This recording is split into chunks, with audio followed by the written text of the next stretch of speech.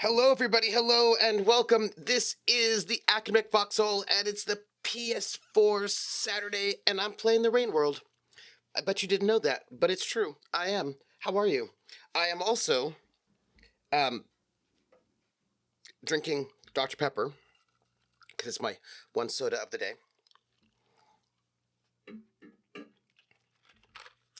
And I have hot tamales, which I feel like that's a lot of cinnamon, which I'm excited about. Hey everybody, how you doing? What's new? What's exciting? I've got things going on in my brain. I know Krellin has not seen my face on Saturdays in weeks. It's been a month actually since I've been able to do a Saturday stream. And I'm really six. Guess what, everybody? I've got student emails to do and I've got grading to do, but next week, full disclosure, not everything will be done for me until the 17th of May. For real, like, the 17th, the 15th, 17th. But Monday, I've got senior presentations. Tuesday, I've got senior presentations. Thursday, I've got final grades, final papers coming in and lots of grading. And then the Monday after that is when grades are due for graduating seniors. And then I think Wednesday is when all of the things I need for the class I'm teaching in prison are due in the fall. And then Thursday is when all the grades are due. So by next Thursday, not Thursday, but Thursday 2 weeks, I'll be done. Like completely done, and we'll be able to do other work. But I'll be able to do what I need to do, and I'm very excited. I'm excited. You don't know this, yeah? Fun fact, Dr. Pepper doesn't have a PhD. What? Volus, what are you saying? Dr. Pepper doesn't have a... Okay, hold on.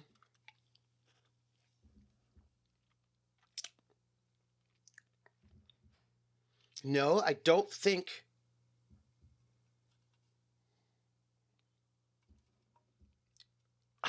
this Dr. Pepper knows who Foucault is. No, this Dr. Pepper definitely hasn't read Freud or Jung, doesn't know who Judith Butler is.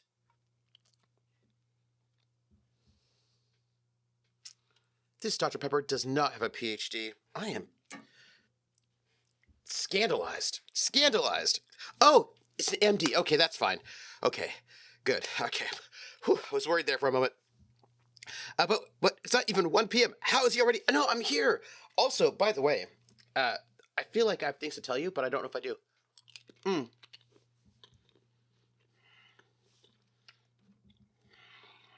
There are things I want to do in my life.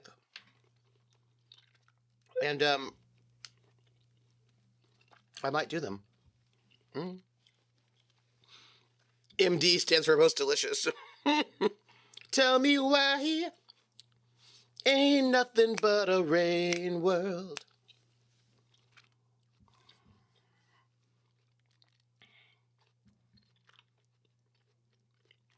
Rain world?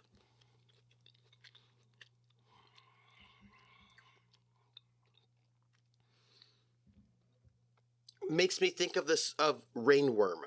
Why? I don't know. That's where my brain went. That was my free association. And then I thought, well, what is a rainworm? And then I thought about the little earthworms. I thought maybe we're talking about earthworms, but then I thought maybe we're talking about like Dune. Ain't nothing but a slug cat. Tell me why. So, here's the deal. I don't remember how to play, and I'm sure it will be really bad for us. And that's gonna just be how it is, I think. Need the theme from The Crow done on the banjo. Oh, I do love a good banjo. By the way, we've been playing for 10 hours, 14 minutes, and 26 seconds. And at least, I don't know if that's... No, that can't be right. We must have been 10 hours, 14 minutes, and 26 seconds just on Chimney Canopy.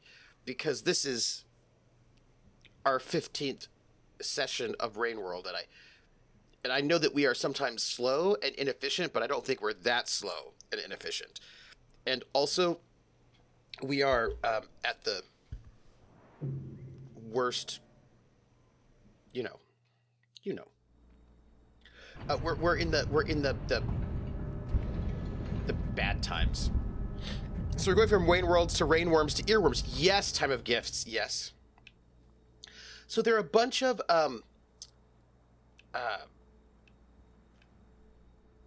that was weird. Okay.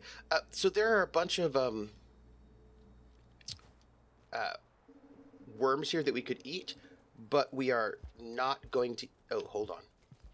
We're not going to eat them because we... All right, I think it's down and then X.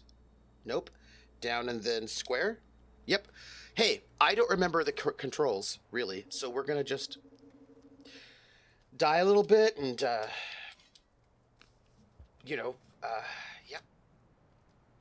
Mm-hmm. Query, is it okay for a gangrel to be a cat girl, or do I need to excise this brainworm? I actually think...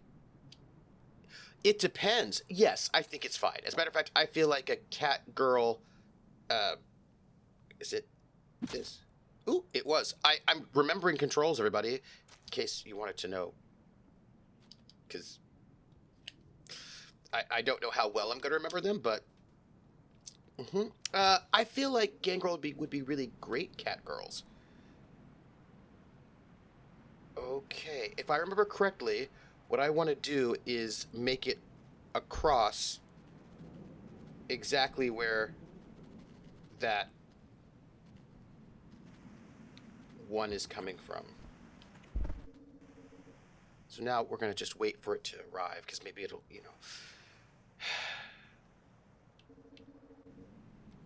Woo! Great. No!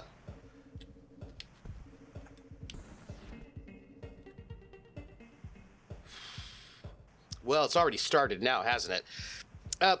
I think gangrel would make great cat girls.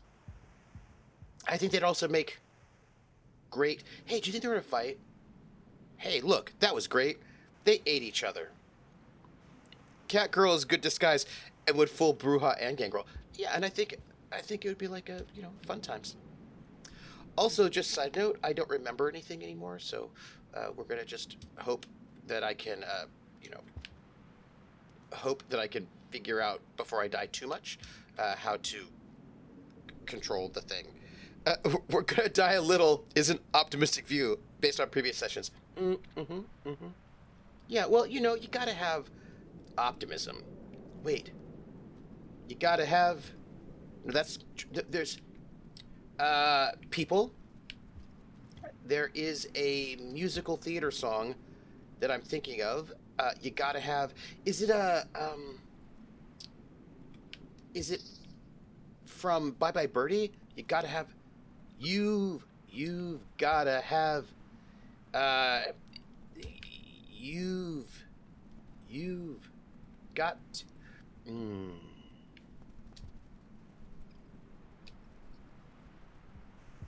Well, George Michael said you got to have faith. Hello. Oh, hi. Ari Ventures. Ari, excuse me. I'm going to die. Woo! Excuse me. Hi, Ari. How are you doing? I hope you're doing well. I hope everything is good with you over there. Wasn't that a great game last night? Also, this is bad. So, Ari, if you've never seen me play this game, this is Rain World. It's a game where everybody dies all the time. Well, not everybody, just me. All the time. That's what this game is about. This game is about not wanting to die, but then dying. Over and over and over again. Non-stop forever. I don't know if you knew that, but that's what it's about. It's about death.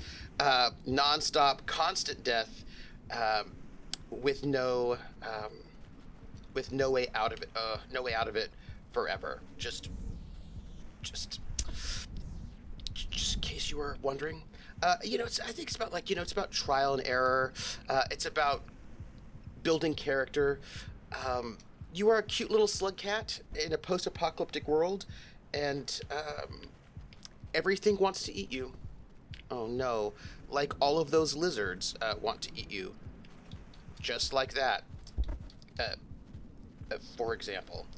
Mm-hmm. Ooh. And I would like not to die, but anyhow, the game was so good. I had such a lovely time with it. Oh! Oh, golly gee. It's a very pretty lizard. It also will kill you. Do you know what I mean? Like, this is like that, right there. Also, I don't even remember where I'm going right now. Okay, I think I'm okay. Why? Why is it still here? There must be some kind of way out of here, said the Joker to the thief. I was thinking about something that I wanted to do as a present for the crew, the players. I was thinking that it would be really nice to make, to make cards. Woo! To make cards with all the psionic powers on them, so that the players could just look up the cards and be like, "Oh yeah, that's that one." I thought that would be kind of nice, but one of these days, they gave us. Oh, I saw that question in the DMs. Range and scope. I would say that's way too much range. Generally speaking, you can only connect with one being at a time using psionics. It's just that some of y'all have permanent connections with each other, are able to sort of get around that, but generally speaking, okay, where am I going? I'm gonna die, by the way. I have almost we're in the death spaces at the moment. Okay, I think, yeah, we're gonna die. I just want you all to know that this is the moment where we die from the rain. Yeah, okay, well, not great, everybody. This is death.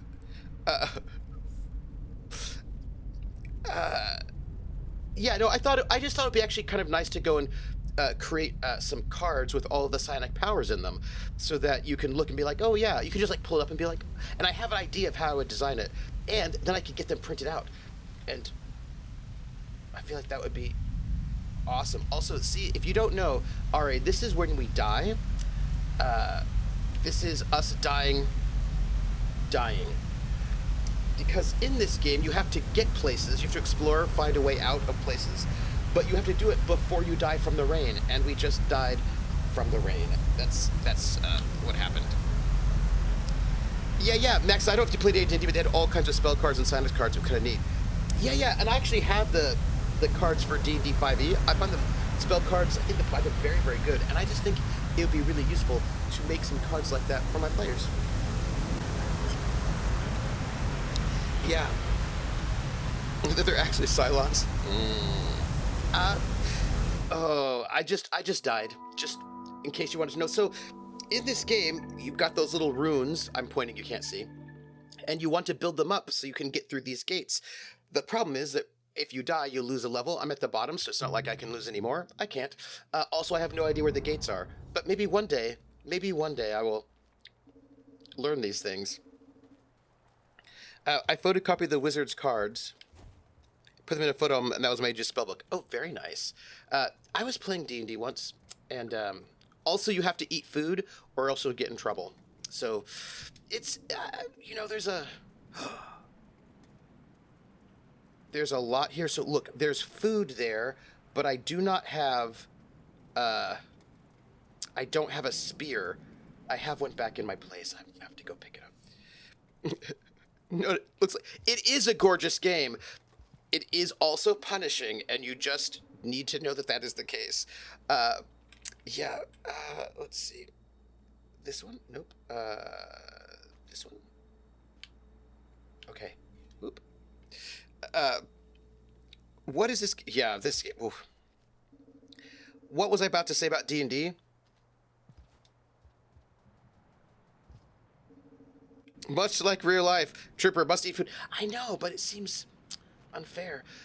So this is a platformer. I was thinking about D&D. Oh yeah, I mean, the D&D 5e has excuse me, whoop, has let's see. I think we can. Whoo, nice. D&D 5e has cards like that as well, and they are. I was going to tell you something else, wasn't I? I was going to tell you. Hey, look, I'm all full up in my food, which is great. Which means if we find a new hibernation spot, we can sleep there and rest without dying. Will we find one before we die? That's another question. I can't really answer that. Not really. Oop. Oh no, I just remember when I had a GM who was pretty awful, who ruled that my spellbook was destroyed in a fire, and then I couldn't cast spells because it was oh no, because this was AD&D 1E when, you know, and I was a first level magic user anyway, so the only spells I would know was light and oh man, why is this happening to me? Was light and sleep. So you know, I was not. It was actually just real bad for me. That was my life. It was bad. Okay, so right now I think we might be able to get out of here just a little bit, and this game is no. I mean, I chat. I just sometimes die. You know. That's all. Also, let me just escape. My songs make you think of songs in TV shows. All right. Oh no. No spell books. And I remember because first level D&D magic user in AD&D, I had 2 hit points. I could only use a dagger, and I died a lot because that's the thing, right? My spellbook, it was like there was a fire trap and all flammable things got destroyed, including apparently my. Do you see the drop monster in here somewhere? Also, there's another one of those because if I don't see the drop monster. There's like a drop monster that kills me sometimes, so let's just hope it's not here. It is here. Go! Move! Oh no!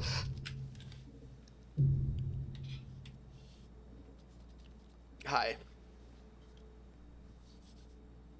How are you doing? I didn't think. I looked to see if it was there. I didn't think it was. It was. Speaking of which, I just died 2 times, so I just need to. We need to make sure that we add that. More death. Copy. Paste. Well, it isn't always there. Because if it were always there, because sometimes it's somewhere else, you know? Also, if it's always there, how are we going to get past it? You know what I mean? Also, it killed me. I'm dead. You know what I didn't do, by the way? If I ever run 2nd edition AD&D again, I'll allow the spellcaster to cast past their number of spells per day at the cost of 1 HP per level of that spell. Oh, you know, by the way, I need to make a note of how many times I'm dead for for our records. 256 deaths so far in this game. But let me just make a little note. We started at 254. Rain World 254. I just thought of a song. Ooh, baby, baby, it's a rain world. You know. You know. Yeah, so, Ari, there's a lot of death in this game, and by death I mean just me. Nobody else. Because those creatures, you don't really want to fight them, because they will kill you. Oh, I had an idea, though. I had an idea. If I can take this little wormy thing, maybe I could throw it at it, and that will distract it. Also, I need a spear. No. Excuse me. I don't... Okay, well, that's bad. Oh, hi.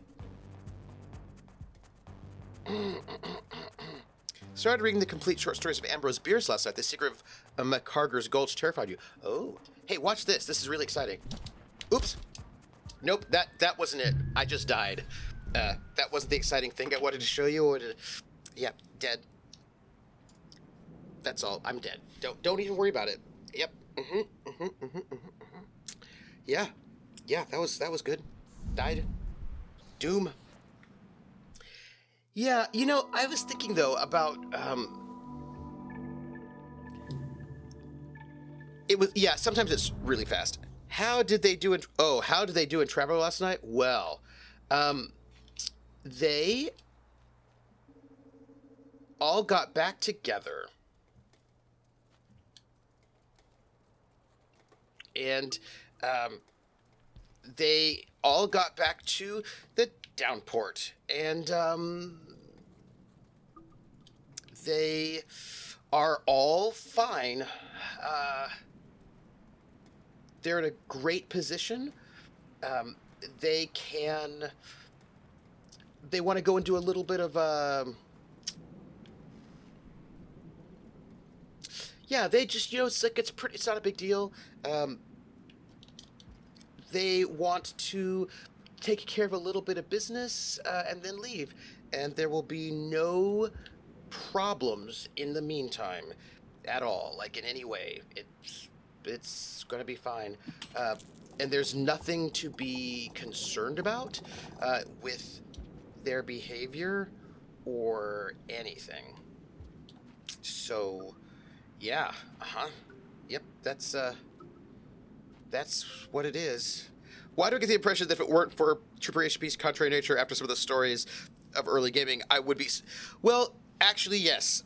Sorry, Nightbot. I'll tell the parents. Oh, no, wait. Wait. Come here. Don't... Nightbot, stop it. Be nice. Be nice. Oh, there's a... I unpin. Unpin. Sorry about that. Okay, also, I should pay attention to that lizard, because that would have got me killed if I weren't paying closer attention. Da da da da da.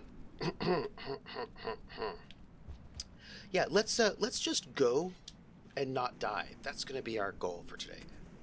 Also, one of those creatures are around. That's really bad. Sorry.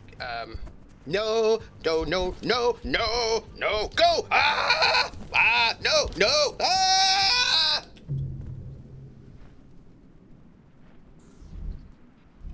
You know, I had the worm with me. I should have thrown it, but I got scared. Are they murdering all people? Well, Nugget, how are you?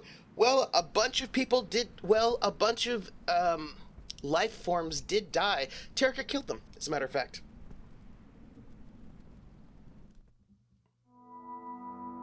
22 life forms? Yep. Yep. The Tick-Ticks, no, they didn't die. A bunch of the death robots died, though. The death robots who were just there doing their job, you know what I mean? Just sitting around, trying to protect the millennial-old warlord from the base from being invaded by people. And, yeah, Some people just thought, just murder them. Yeah. Did Tarek? Yeah. Tarek had killed them all, which again, I'm sure is totally fine because robots aren't really alive. Sure. I feel like telling yourself that is very healthy. I feel like that's a very healthy thing to do. Mm-hmm. Yep. Are Tic Tacs part of the Pirates of Drynax? Or no, Tic Tacs are. Are Tic Tacs part of the Pirates of Drynax, or did I add them? AI life is life. Well, that's the question to have, isn't it? Is AI life life? They certainly thought so, but they're dead now, so you know. They're called death robots. They're clearly meant to die, right? I really wish that lizard were not here. That just for the record. If they're self-aware, they're alive. Gordon's alive. Leave me my comforting lies. You know what? These are just questions that Tarek is going to have to think about later. That's all. Oh, wrong direction. Oops, excuse me. Also, there's a lizard there, and not happy about it. AI life is not life. Oh, well, first off, AI isn't even AI. That's just a really good fake chat bot. Ah! Oh, no! Excuse me for a moment. I'm being... Maybe I'm still alive. Hold on. Get up. Nope. Nope. Yeah, no, I just, I'm being chewed on. Yeah, I'm just, being eaten by that lizard real bad. Yeah, so I'm dead there. Hey, Hawkeye, how are you? What do you roll? Ooh, I used to watch Johnny Sakota's Flying Robot all the time. Loved it as a kid. Loved it. Also, enjoy the dice rolling. I hope you have a good time dice rolling today. Hawkeye and I played some Star Trek together, and it was lovely. And I hope we get to do more of that one day. Let's see. Yeah, no. The question is, did I add? So the Tic Tics are part of the Traveler universe. So, oh man, I just lost my spear. I have to remember which buttons I'm pressing. The Tic Tics are part of the Traveler universe, so I did not make up the Tic Tics. It's hard to say what is and what isn't. Yeah, so what's tricky about all of that is that the Traveler universe has a lot of supplementary material, which is super great, actually. So I have got a bunch of stuff, and I have... there are... But so the Pirates of Drydax is a very specific campaign, and but there are a lot of other, source books and materials all about the Trojan Reaches where it is set. And I have got most of them now at this point in time. Why? Because this crew is so good that I've become a little bit obsessed with the game. And Tic Tics are canon in the game world, and also they're detailed in a couple of not Pirates of Drynax specific, but adventures and whatnot set in the Trojan Reaches. So, all right, everybody. Ooh. That seemed to be a thing. Oh no. Okay, we're in a little bit of trouble. Yeah. People don't have souls either, though. Let me see what we have here.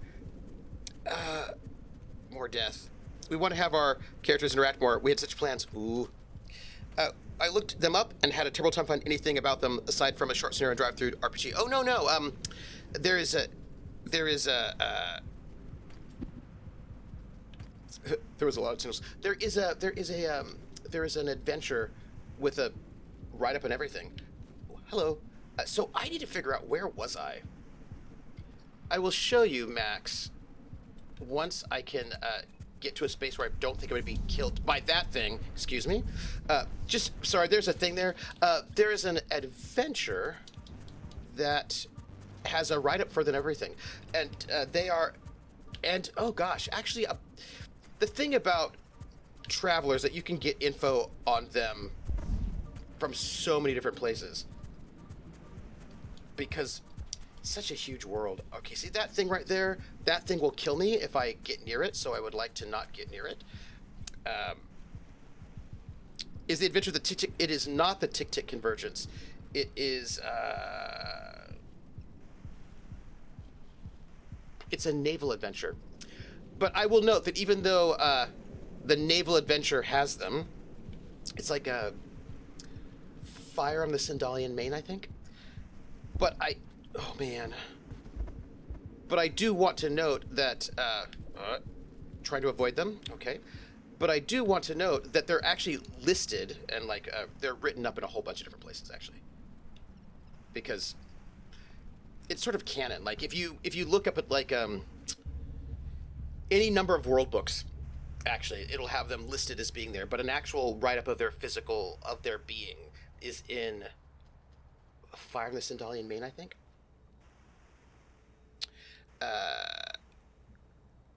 I'm going to just, not particularly GMX, but I think they do see a difference between alive animals and alive souls, for lack of a better term. I'm going to do that.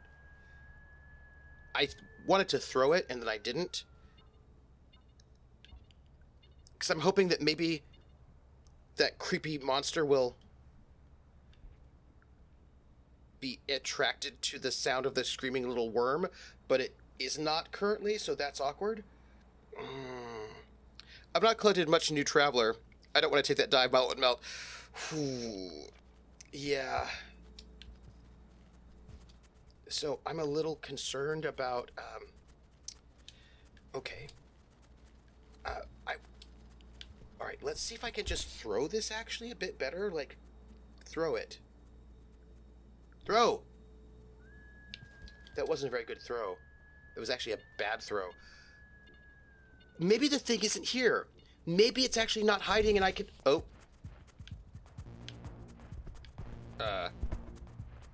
Okay, I called a big creepy bird, but I also am not seeing that drop creature jumping down and dropping on anything, so maybe it's not there and I can just go. Because I feel like if it were there, I would have been killed already. I know, Nugget, right? So there are a lot of things here that would kill me, and I feel like maybe... Anybody? No? Okay, well, we have to avoid that. Maybe okay. These things all do try to kill me. I do have great deal of older travel, including Mega Travel and the new era stuff. I've got there's a really great PDF bundle of all the original classic Traveler stuff. Hey, look, it doesn't seem to even be there. I was running around being nervous for no reason. I don't think that's true. Okay, all right, everybody. This is great. Okay, everybody, we're in a really good space right now. You don't even know how great of a space we're not going to die. I mean, we are going to die, but we're just not going to die right now. Here, everybody. We have found a hibernation spot. We got to the hibernation spot. This is the game save space. You can only save the game when you find a hibernation spot and you have more than 4 food slots you've eaten 4 times, and then it will save you with that new locations. And now we have saved our new location. This calls for victory. We're now closer to where we were before. Now we will just die later. That is true. Yeah. We're in the money. Ooh, Victory Donut. Speaking of which, 2 things. 1, Victory Donut is a really good idea. And since you mentioned it, I'm going to have to just maybe order donuts, because I just use. I'm going to blame Ari for this. They have made me think about donuts. And as it turns out, this donut place I like is actually open. And it will take like an hour or so for them to deliver. And we're going to just order donuts. Because this is what Ari is forcing me to do right now, is ordering donuts. And I can't help it. I would have avoided the donuts, but what can I do now? It's so sad about what's happening now. I don't know if I can really survive it, but I guess I'll just have to. Wow. Oh well. Ordering victory donuts. Is this an excuse to have donuts? Yes. Have I not had donuts for a long time? Also yes. And so now,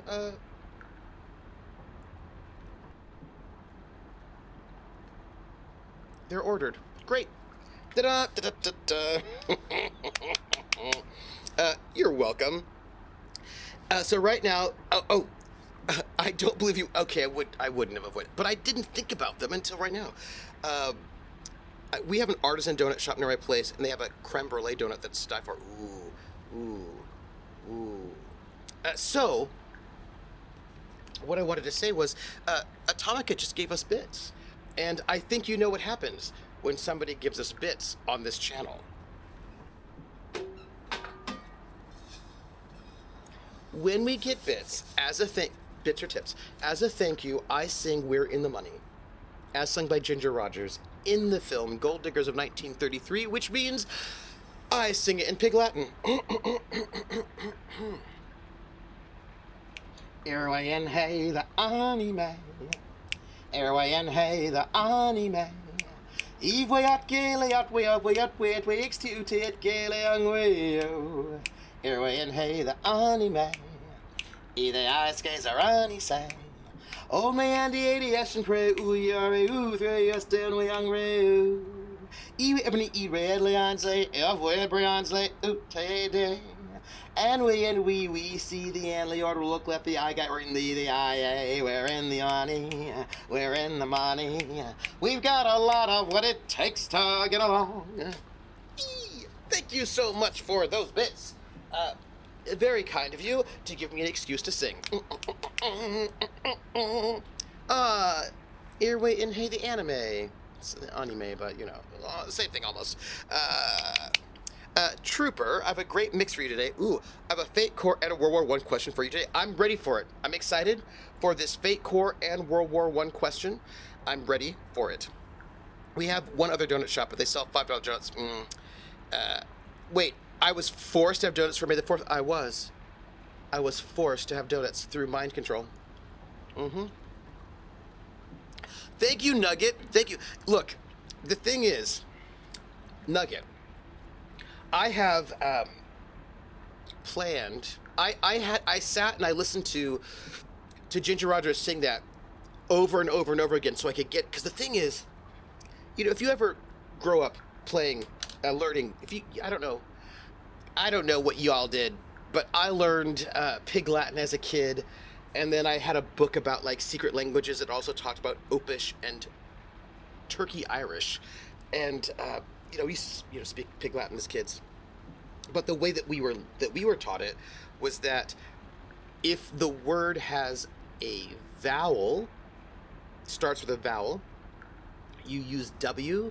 So like cat is at K, right? Because you take the consonant, throw it in the back and add an AY. But if there's no consonant, you add a W instead. So at K for cat, but in way for in. But I'm listening to Ginger Rogers, and that's not what she's doing. I was like, wait, what is she doing? And it turns out what she's doing is, if the word starts with a vowel, she will take the first consonant of the word that's coming next and use that. So old man, instead of old way and may, she says old may and may. So she takes the M from man and she adds that instead, which means that she's able to think so quickly that she's able to anticipate the word coming next and use that consonant in advance, right? So like she's just brilliant. Ginger Rogers, brilliant. brilliant. That's all I'm saying. Brilliant. My goodness. Is a donut a light side user, a dark side user, or a gray Jade snack? I think it depends on the donuts, right? Wouldn't you say that they're like I imagine that like there are dark-sided donuts, light-sided donuts, and also gray-sided donuts. I feel like that would have to be the case, right? Yeah, right. See, Ari knows. They know. It depends on whether or not the donut has filling or not. I feel like that's like the obvious answer there. Atomica says, I'm building a fantasy great war game. I'm deciding a machine gunner class. Okay, a class. They need a full turn to set up or take up, and a second person to ammo feed, or they take disadvantage. Disadvantage. Okay. Their main stunt is suppressing fire. Free attack at disadvantage on all targets who move into target area this turn. I can't decide if this will be 1 or 2 fate points. Disadvantage? Disadvantage? Yes, D&D language. I'm like, what do you mean by disadvantage? Boston Cream is 100% a dark side donut. Oh my. A donut is like the Force. There's a light side, a dark side, and a big hole in the middle. And in that hole, there are donut holes, and they're clearly... So donut holes are gray Jedi donuts. Oh, a negative aspect. Okay, because that's different. Because negative aspects are different than disadvantages. Because negative aspects stick around, right? So, and they can be invoked against you. So negative aspects are a bit more serious. What the hell's a Grey Jedi? So in the video game Knights of the Old Republic, Knights of the Republic 2, there was a guy named Jolie Bindo, who was a Jedi or a former Jedi who basically aimed to exist in the balance between the light and the dark side, right? So rather than being like all here on the, rather being Sith or Jedi, he was like, yeah, both of those extremes are not great. I'm going to try to sit right in the middle. And that's what he did. And I think they must have had a couple of other sort of, I think they had other sort of basically sort of in the middle type folks that ended up showing up in other parts of the extended universe canon. Yeah. Is the second person needed for ammo? Okay, so yeah, the negative aspect is basically pray and spray isn't as accurate as targeting. Okay. So,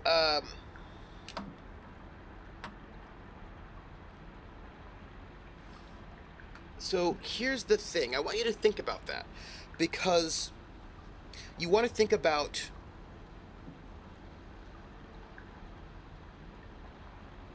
your aspects. So I'm building a fantasy great war game. I'm done a machine gunner class. They need a full turn to set up or take up, and a second person to ammo feed, or they take a disadvantage. Think about this as a negative aspect. Their main stunt is suppressing fire, a free attack at disadvantage on all targets. Okay, so I'm gonna want to rethink about that. I think that you're stacking negative aspects, and I don't think you need to.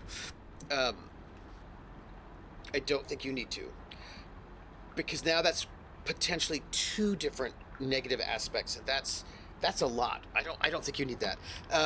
So there is an in Fate Core, I think it is. There's a discussion of, or somewhere else I saw it, and I was using this for Kolos. There's a thing you can do with ammo. Right, you can use ammo as, you can use a rule, right, and the rule is that all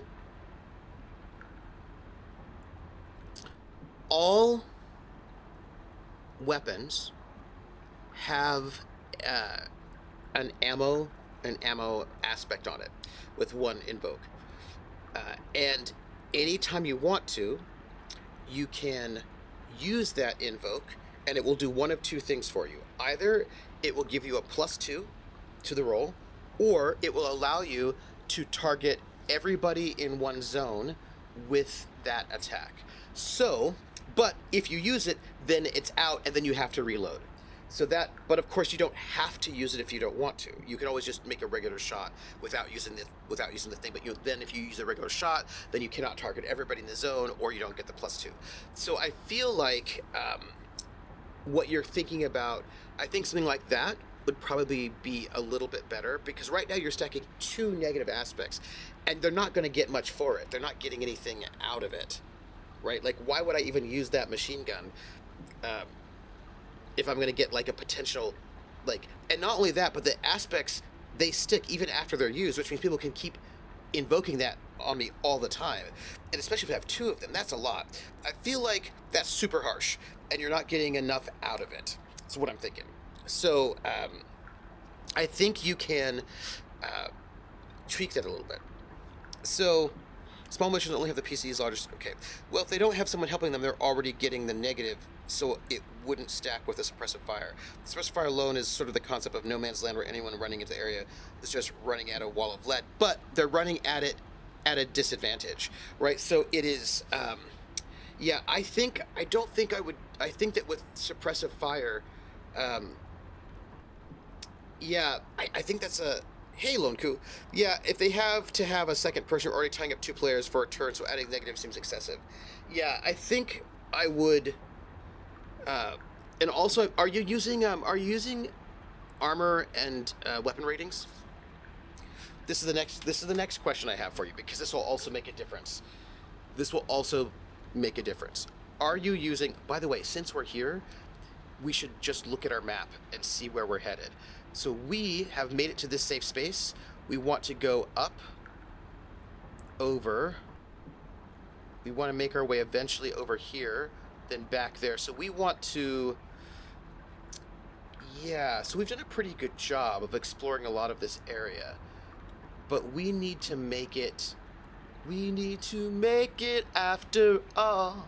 I think the only place we haven't explored is that spot right there. So that's where we need to go. That's where we need to go. So you're using weapon and armor ratings. So if a machine gun is, I don't know how you're breaking down the weapons. I don't know what weapon rating you're giving a machine gun. So they risk getting overrun or flanked, but they can create a choke point. Well, at the moment, it doesn't feel like they can. It feels like all that happens is they get negatives, and maybe they get an attack on someone, and they have to spend fate points for it. So that's like I don't know why I would use a machine gun. If it will give me, if I use it, it will type 2 people, and it'll give me a negative aspect, and I have to spend a fate point to use it. The stunt doesn't feel like it's, especially if it were a 2 fate point stunt. There's no way I would ever use that. Yeah. Yeah, and the thing is, what you get is like, the thing is, I don't think a free attack or disadvantage on all targets who the target. Free attack at disadvantage. Yeah, no, I would never use that stunt. That's because if nobody moves into that area, I would not. Spend 1 to 2 fate points in order to get an attack at with a negative ass with a I wouldn't do it. That's way too much of a cost. That's really heavy. And they also risk getting overrun, yeah, or flanked. Yeah, no, that just feels like, that feels, especially if I could just use a rifle, like, because most likely the rifle is going to be just one weapon rating lower than the machine gun. Instead of like needing 2 people to have a setup to attack with a negative aspect, which can be invoked against me by anybody with fate points, and have to pay a fate point for it, I could just use a rifle, and then I wouldn't have to deal with any of that problem. You know what I mean? Like, yeah, that feels way too harsh. Yeah. I'm a little off on the balancing still. Would it be better to be free with a negative aspect and maybe higher accuracy with a spend a fate point? Lone Coup! To carry it, maybe not to use it. So the thing is, I don't...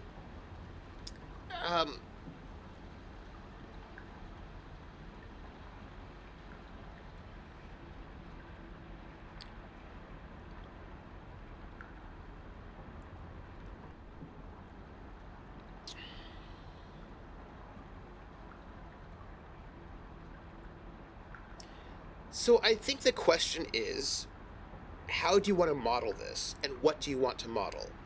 What is it that you want to model? That's always the question. Do you want to model that this is an attack that is just very inaccurate and it's hard to use, and that using it is not going to be as useful as it could be? That becomes the question. And I think that I think that you have to think about what do you want to model, right? Because some of these things could just be attached to the weapon itself.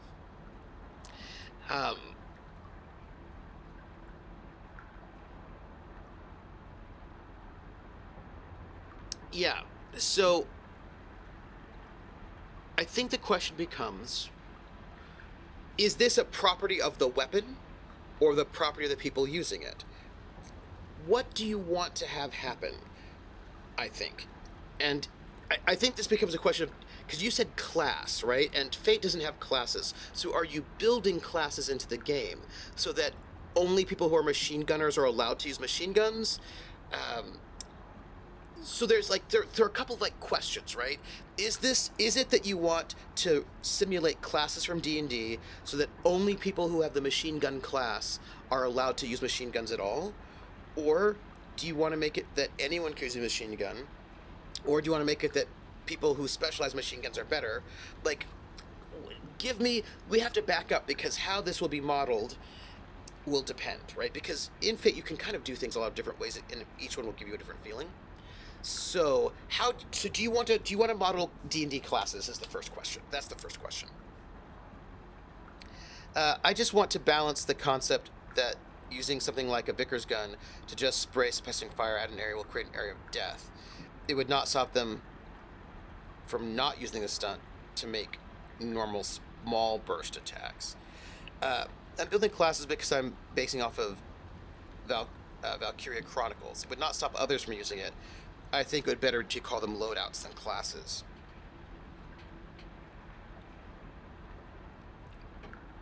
Okay, so in this case, if anyone could use a machine gun, but you do want to have sort of specializations, that specialization should be an aspect, right? Whatever you think of as a class should be an aspect, one of their aspects. Doesn't have to be their main concept, but it could be. So that if you could have somebody they've got their main concept, they've got their trouble aspect, then they've got their three other aspects. I would have it be that one of those aspects, whichever one you think is most appropriate for your game, would be what their loadout is. And it depends on how you want, what is important to the game. If you say that their loadout has to be their main concept, that means these people are going to be fundamentally, that's the core of who they are, right? Machine gunner. If machine gunner is their main concept, that says something different about the campaign than if it's one of their three side aspects. So that should probably be there. I think real life anyone could walk up and shoot an MG, say an M60, but John off the street couldn't just walk up and reload it. They may not shoot it well. I think that you would just probably say this is going to be an aspect, because if they have it as an aspect, they can always invoke it to give themselves bonuses when they're using machine gun, right? So that's how that works. Then if you want everybody to be able to use it, but people who are machine gunners, i.e. who have that aspect, they'll be better at it. That already happens because, right? So what comes next is to deal with this zone of death. There are a couple of different ways to do this, right? There are a couple of different ways to do this. And it depends on how you want to do it. So, one, you've got weapon and armor ratings. That's good. That's awesome. That's good. Also, their character is a representation of their unit. There will be benefits to characters surviving individually, but for ease of use and ease of redshirt privates, the main stats will be a general representation of a player's units. Okay, so people are not playing characters, are playing units. So you've got like the machine gun unit, the infantry unit, so they're playing, okay. So if they build towards a sniper specialization, they can get sent on an infantry mission with infantry and still do infantry operations, but maybe a hair less effective than an infantry-focused player. They may still make a longer shot easier than an average infantry. That are they playing people or are they playing units? Let me know. Because if they're playing units, that's a so they're playing both a character and a unit. Do they have two different character sheets, or are they just playing? Are they playing a whole unit, or are they playing a character, or they play? Give me a bit more information about the relationship between that. So I think the canonical way that you would just deal with trying to create like a zone of death, that's a hazard. So that would just be an aspect, actually, right? So what would happen is, if you like the simplest way to do what you're talking about is the player has a machine gun, they create an aspect, they roll to create an advantage. That advantage is suppressive fire, which is an aspect they put on the scene. And so on a zone, anytime anybody goes in the zone, they've got to deal with suppressive fire. They have one, but the individual character gets the aspects and faults, but the overall stat purpose is universal to the unit. The second Albedo tabletop RPG did something like this. In that case, the player had a primary character and 3 secondary characters, usually officer or sergeants and then enlisted. Sort of like Ars Magica, I think. So they have one, but the individual characters get the aspects and faults, but the overall stat pyramid is universal to the unit.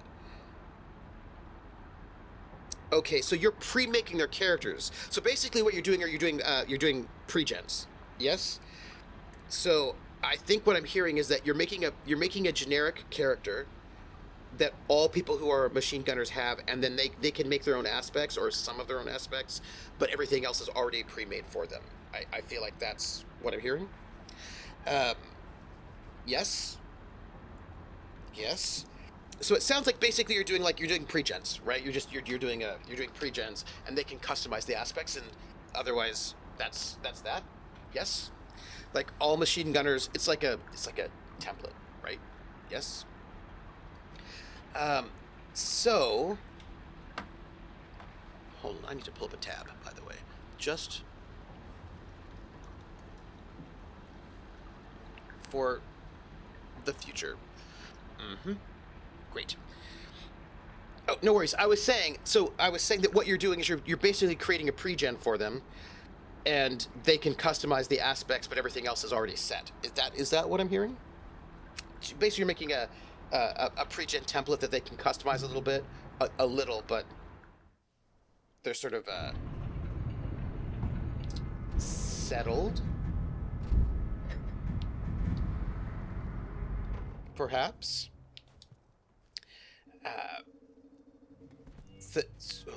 Why? Okay, everybody, our goal is to try and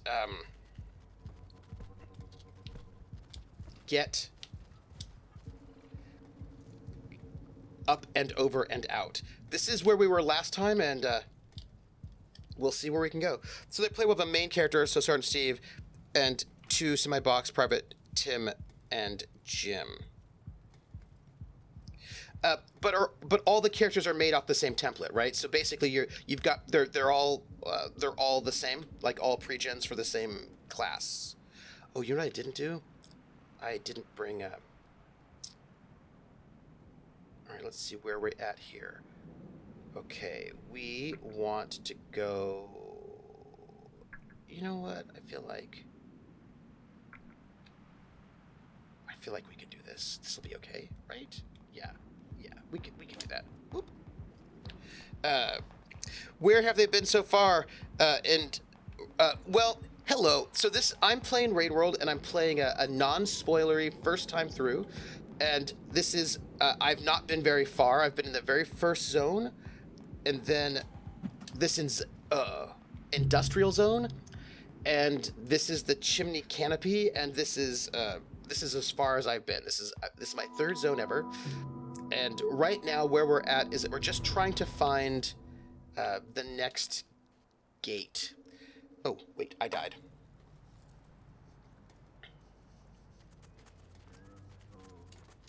But they can arm them separately. So Sergeant might be infantry while Tim is a scout and Jim is a sniper. Okay. So everybody gets 3 characters, and every character can be any class they want. Yes. So basically, you are allowing for like, you're like, okay, let's everybody have a sniper, let's everybody have a machine gunner, or whatever they want to do. So everybody can have a. Everybody has 3 characters, and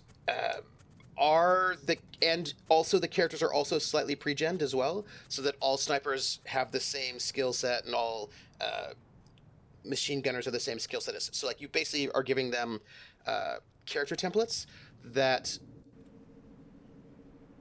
as their base. Yes.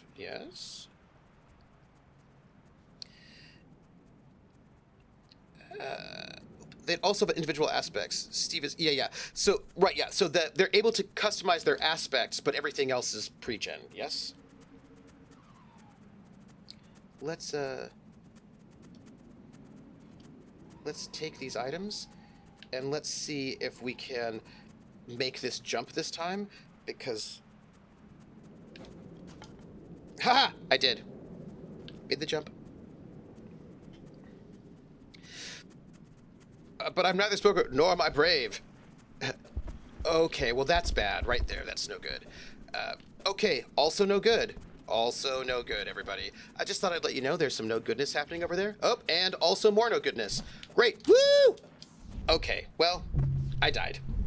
I don't know if you noticed, but I just died right there. It was awesome. Yep. Death. Yep. But I did get to a new hibernation spot. That's the thing. They'd share this. They'd share the same skill tree. So if they were forced to take on they might not have skills. Huh. Okay, so they're gonna have 3 different characters, but all the 3 characters will have the same skill tree, regardless of what their job is. Do they choose the skill tree, or do you choose the skill tree?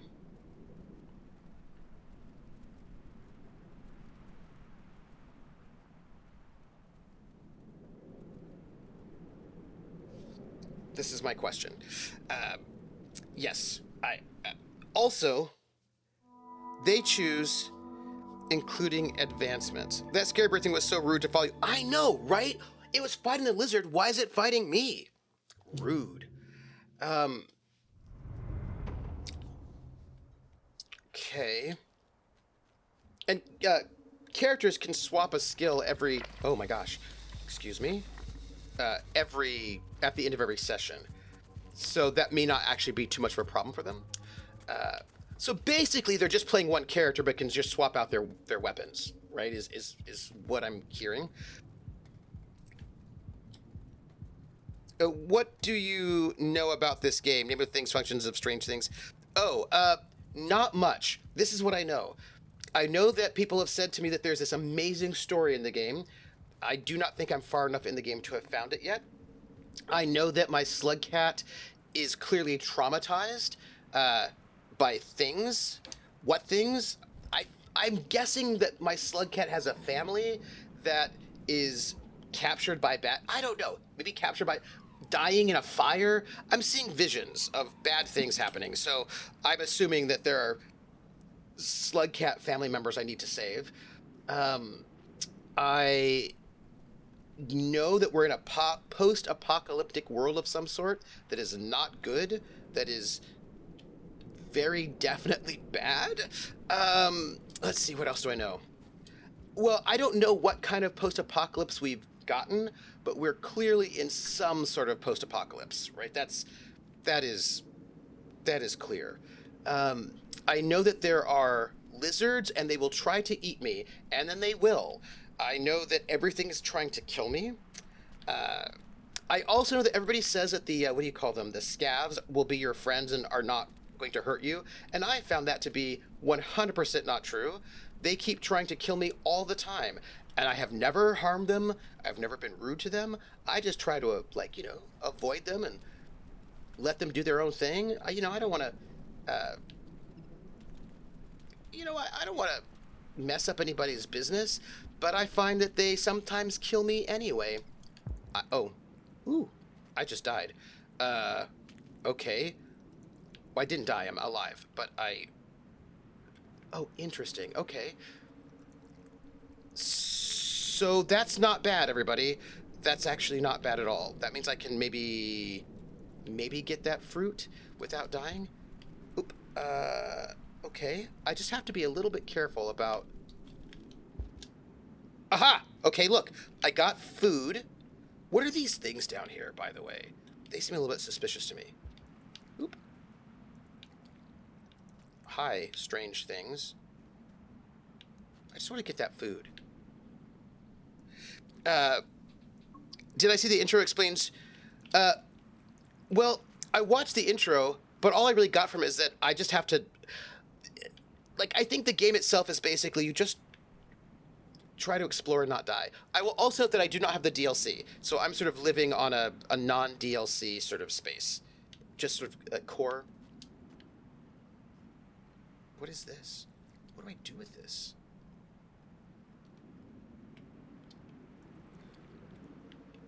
Oop. Okay, I have this thing. What do I do with it? It's some kind of worm situation. Okay. I assume probably started by humans. I mean, let's be honest. This apocalypse is probably started by humans in some way. So I'm here. I'm going to assume this is where we want to go. Ooh, yep. The DLC is all short stories of other slug cats. You won't miss anything from the main story. Oh, okay. I mean, just these creatures just, I mean, it's really, my life is hard. So, all right, let me eat this because I need food. All right, so I'm here. I would love to get food, but I don't think I have this worm. I have no idea what it does, but I have it. I've decided the reason for the apocalypse was a smarmy, charismatic leader took power and revealed themselves a millennial-old baron who kept jumping clone bodies to survive and sacrificed the rest of humanity. Friend. Well, I mean, I feel like it's possible. By the way, some people may have... All right, we need to get up and over is what we need to do. Okay. Some people may have read... Oh, nope. Excuse me. I think I might have just died. I did. I just slipped off the edge and died, and that's super terrible because I was doing really well. I also have no idea what to do with that weird worm thing, but we'll just experiment and find out. Boom. There we go. Oops. I just slipped off the edge. Living on the edge. So... you will notice soon. All right, so here we are. Gonna hang out. Oh no, lizard. Or later. So here's the thing is you can do this thing if what you want is to penalize them from using the Vickers gun. Some people say there's a little bit of, but I know it's my own. So if you want to penalize them from using the Vickers gun, so there's a concept that you should know about Fate. And that is the hazard. And I use this for fire. You can use it for, gas. And so any kind of thing in... So you can have a thing that is like a... there we go. Look at that. You can have a thing that, any kind of thing that's like a persistent... hazard, like if you're in a room full of fire or if you are in a room full of poison gas, anything like that, right? So you can have a which could also work, by the way, for suppressive fire. Anything like that you can have be a a hazard. And how hazards work in Fate is that it has a number attached to it. It could be like a hazard 2 or a hazard 3. And every single turn that you are in a zone with that hazard, then you must make it makes basically an auto attack every time you're in that zone, and you have to and you have to just get off that, and then you have to make a defense roll against it every turn.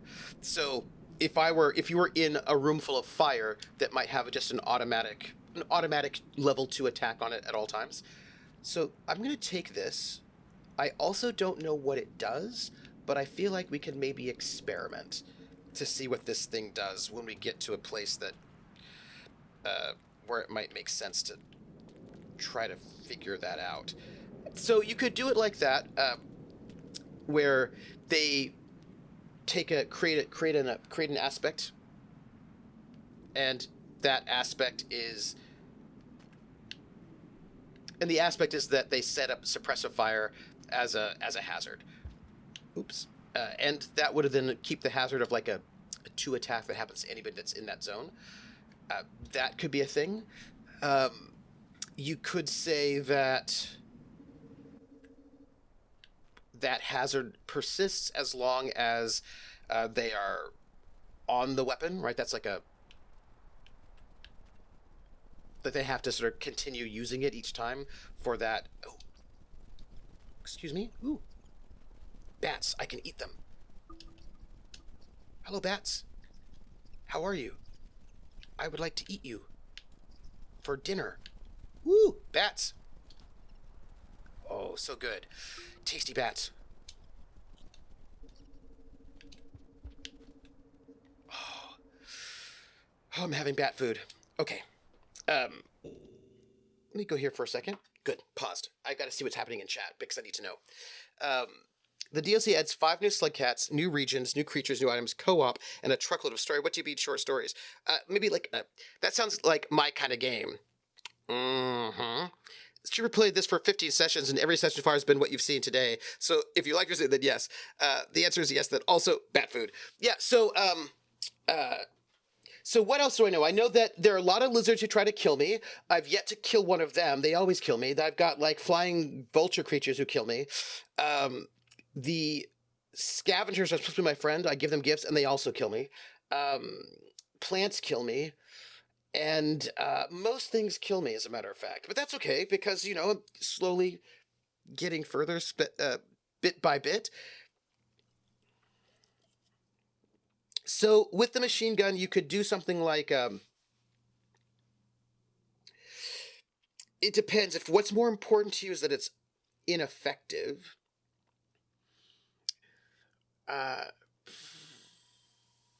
depends if you want them to roll or not.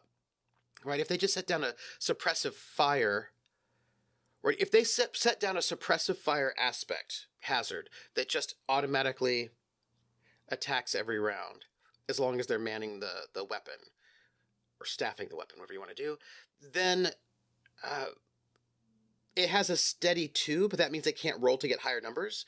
They could, if they had fate points, they could maybe like put bonuses on there, but that would be a pretty... So that's one way to do it. But you could also use the ammo aspect, wherein if they use it for full auto, then they have to reload afterwards, which will take them a turn out.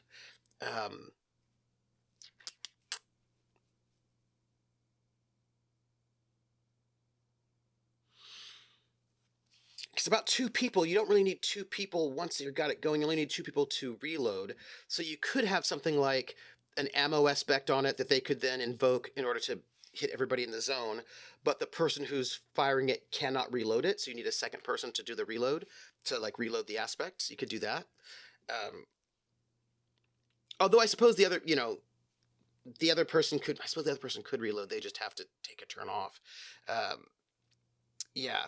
If you like dying over and over and over and over again and not really getting anywhere except new places where you die even more, then yeah, this game is for you. Wouldn't inner world... embrace your inner warlord, and then you can do the killing. See? Yeah. If that's what's like for the poor slug, yeah. See, this is the thing about this game. This game is about representing how bad life is for slug cats. So by the way, I've got this little weird thing, and I don't know what I can do with it. Let's see what we can do. This weird... Okay, let's see what happens if I do an X. I jump. If I do a triangle, nothing happens. If I do a circle, nothing happens. If I do a square, nothing happens. So I don't know how to use this thing. I've got it. It's here. I wonder if I... oops, I don't want to do that. So there's some way to use this strange thing, and I don't yet know how to do it. But that's fine. It's okay. We don't even need to know. We will figure it out, I guess. Double C. I'm using a controller, so I have no idea. Ooh. Oh. Uh-oh. Double X. Oh, okay. Well, that was something. That was something. What was that? I don't know. We will work that out. Okay, so we need to go... Let's see. We want to go... The way we want to go is somewhere this direction. And thank you, by the way. And we're going to see if we can figure out how to get where we want to go. Oh, well, that's not going to do it for us. So let's go back. Oop. Okay, so I think we need to go over there. I think we need to be on the other side, and I think we can do that. Well, let's see. Okay, let's see if our weird green worm thing will help us at all. Ooh, nope. I don't quite know how this works. Oop. Oh! So I don't know if how this is... We're gonna just start swinging and see if we can do stuff. Yeah, oh yeah! Oh, okay, well that wasn't everything, but, we're experimenting, with green worms. I think we have to go back around. It's fine. I hope we don't die to, what do you call it, the rain. You know what? I think we'll just do this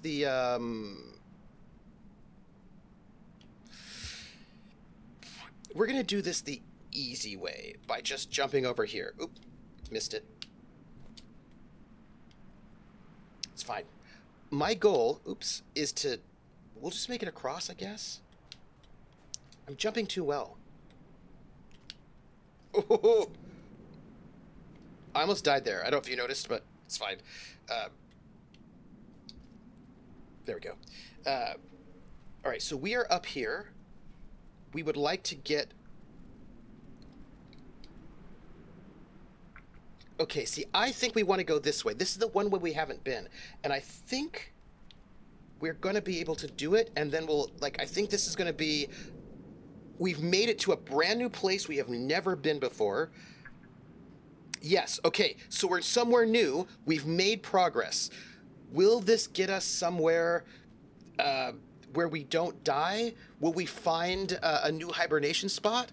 Will we find a gate?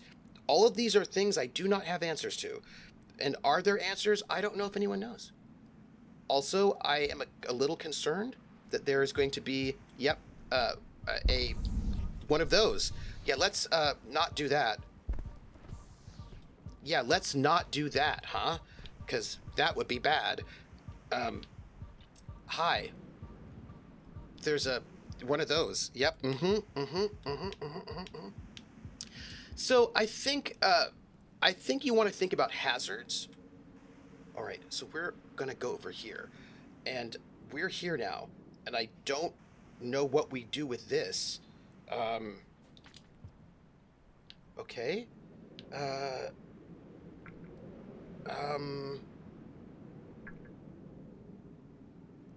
Okay.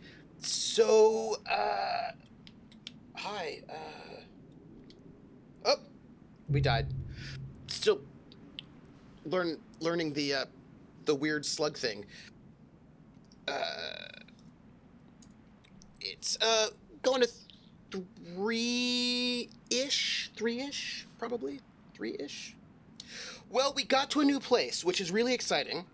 Let's check our map to see if we can learn something about that, because because we got to the new place.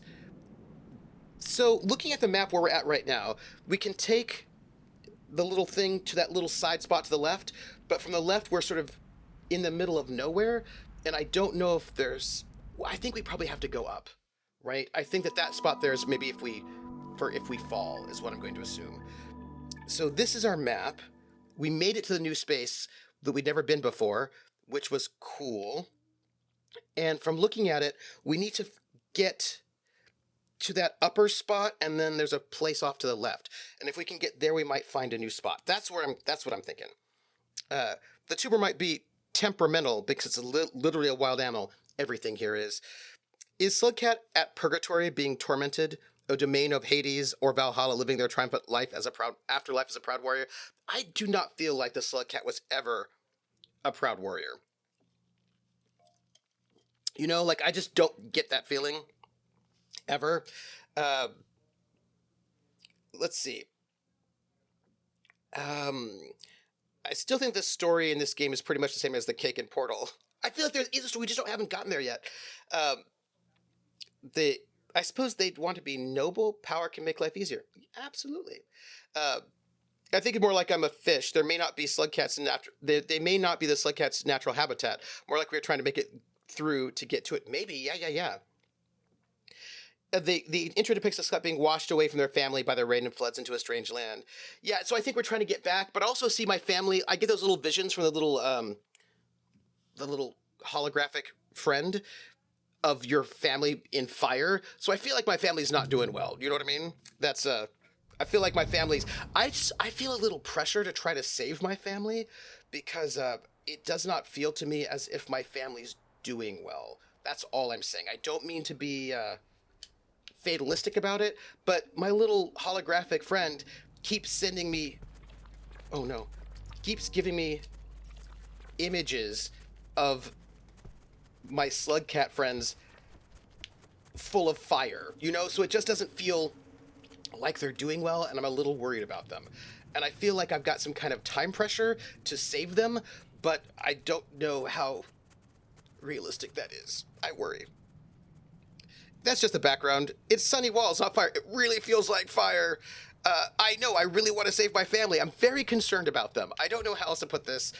You haven't seen it yet, but every once in a while, like when you get to a new zone, you'll get this new vision of badness, of like, it just looks bad. I feel really worried. And I'm like, well, so at the moment I'm finding like, I feel like I'm separated from a family, and if I can figure out where they are, I may be able to save them before, I don't know, some kind of ancient warlord kills them. I just feel like there are bad things happening, and that's all.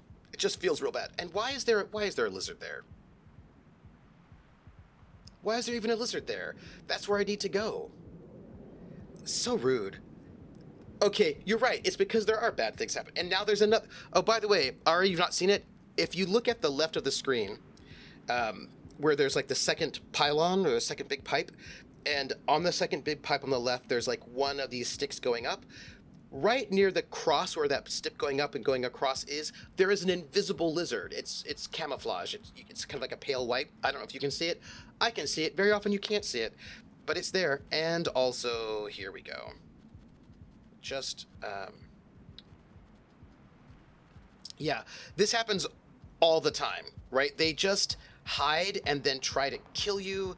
It's just terrible. It's just the worst. But luckily it moved. So I can, and that's the thing. Not only do you have to figure out how to get to places platform-wise, you also can't take too much time doing it, because if you do, you will also die from the rain. And that's just the life of a slugcat. And if I recall correctly, you know what? I'm a little worried about my time, so I'm not going to go and get the food or the bats. I'm gonna just, well, eat that bat, because who doesn't want it? I've got it bad, I'll eat it. I'm gonna just head out because if we can get, I mean, like, I'm just saying that we have the possibility of maybe we made it to a new area. It was like an inch.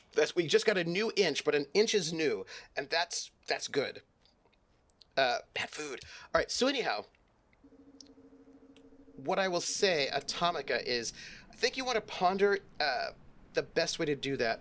I think you could either do it as a hazard, in which case, and the thing about the hazard, what's I think not bad about having it as a hazard, is that if it's a hazard, they really don't get to roll. It's just a constant too, so it's less accurate. They could use fate points, but they don't actually get. They don't really get like anything special of it, which might work well. Are we good here? Okay. I see where we're at. I see where we're going. Hold on. Boop. All right, Slug Cat, go. Not an angry inch. Absolutely. Absolutely an angry inch. Okay, so I'm thinking that is not where we don't need to be. I think we need to go. I think that right there is basically if we fall, there is a place to save ourselves, is my thought. I think what we really need to do is get. Okay, great. I think we need to get up and over. And if we do that, I think this is our way. Okay. I'm going to try. Oop. Okay, look. Hey, I did it. This is all going to be about not dying. I think I can maybe jump without doing a super jump. And I did. Okay, this is great. Everybody, Oh! Almost died. Just almost overshot. Just for the record, I want to say that I'm a little nervous about that. But everybody, we've never been this far before. This is kind of amazing. We've never been this far. We need to keep going to the left, it looks like. Oh, golly. Your family is not in danger, or as little as can be in this world. You just need to get to them. Uh-huh. Okay. They're not in danger. They're just hanging out, having a good time. All right. So, hey, we're exploring a little bit. This is exciting. Let's see where this takes us. Maybe we've got a decent level of food. We might find new things. This is cool. Oh, okay. Okay. Well.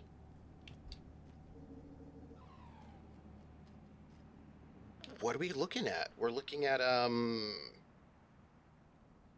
I wonder how we're going to get over there. I don't know. This instills confidence. Don't worry, your family is fine. It's fine. I don't know if we can just jump over there, but it doesn't look like it.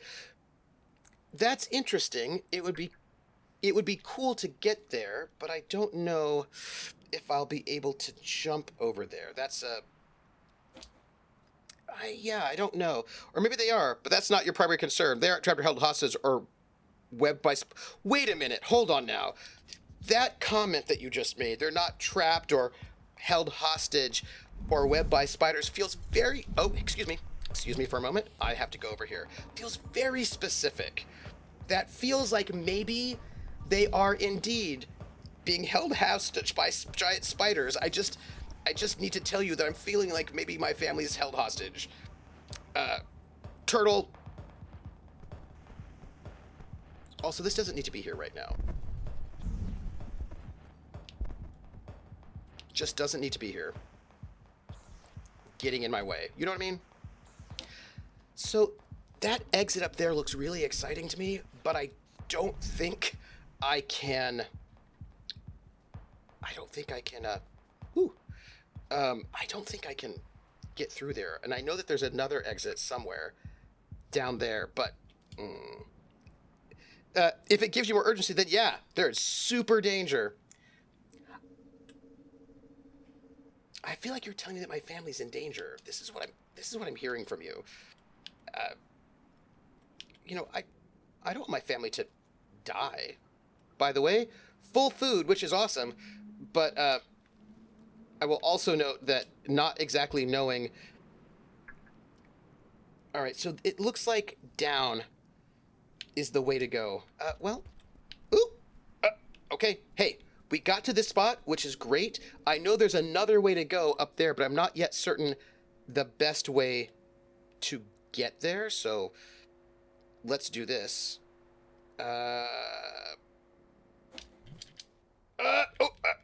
Oh, hey, everybody. We almost died, but we didn't. I would like everyone to acknowledge our lack of death. I also like everyone to acknowledge that we are really close to the rain coming, and if it does, we will die. So, oh no. It's a wall jump situation, and I'm really bad at wall jumping. Okay, let's see what we can do. Everybody, I'm really bad at wall jumping. This is a thing that always caused me trouble. Wall jump, wall jump, wall... Nope, I died. I should have done the safe way. Yep, okay. We died. We died. It's good, it's good, good. So with that one, I'm going to do my safe slow wall jump, which is just the... like that. But, yep, yep. We're going back to the beginning.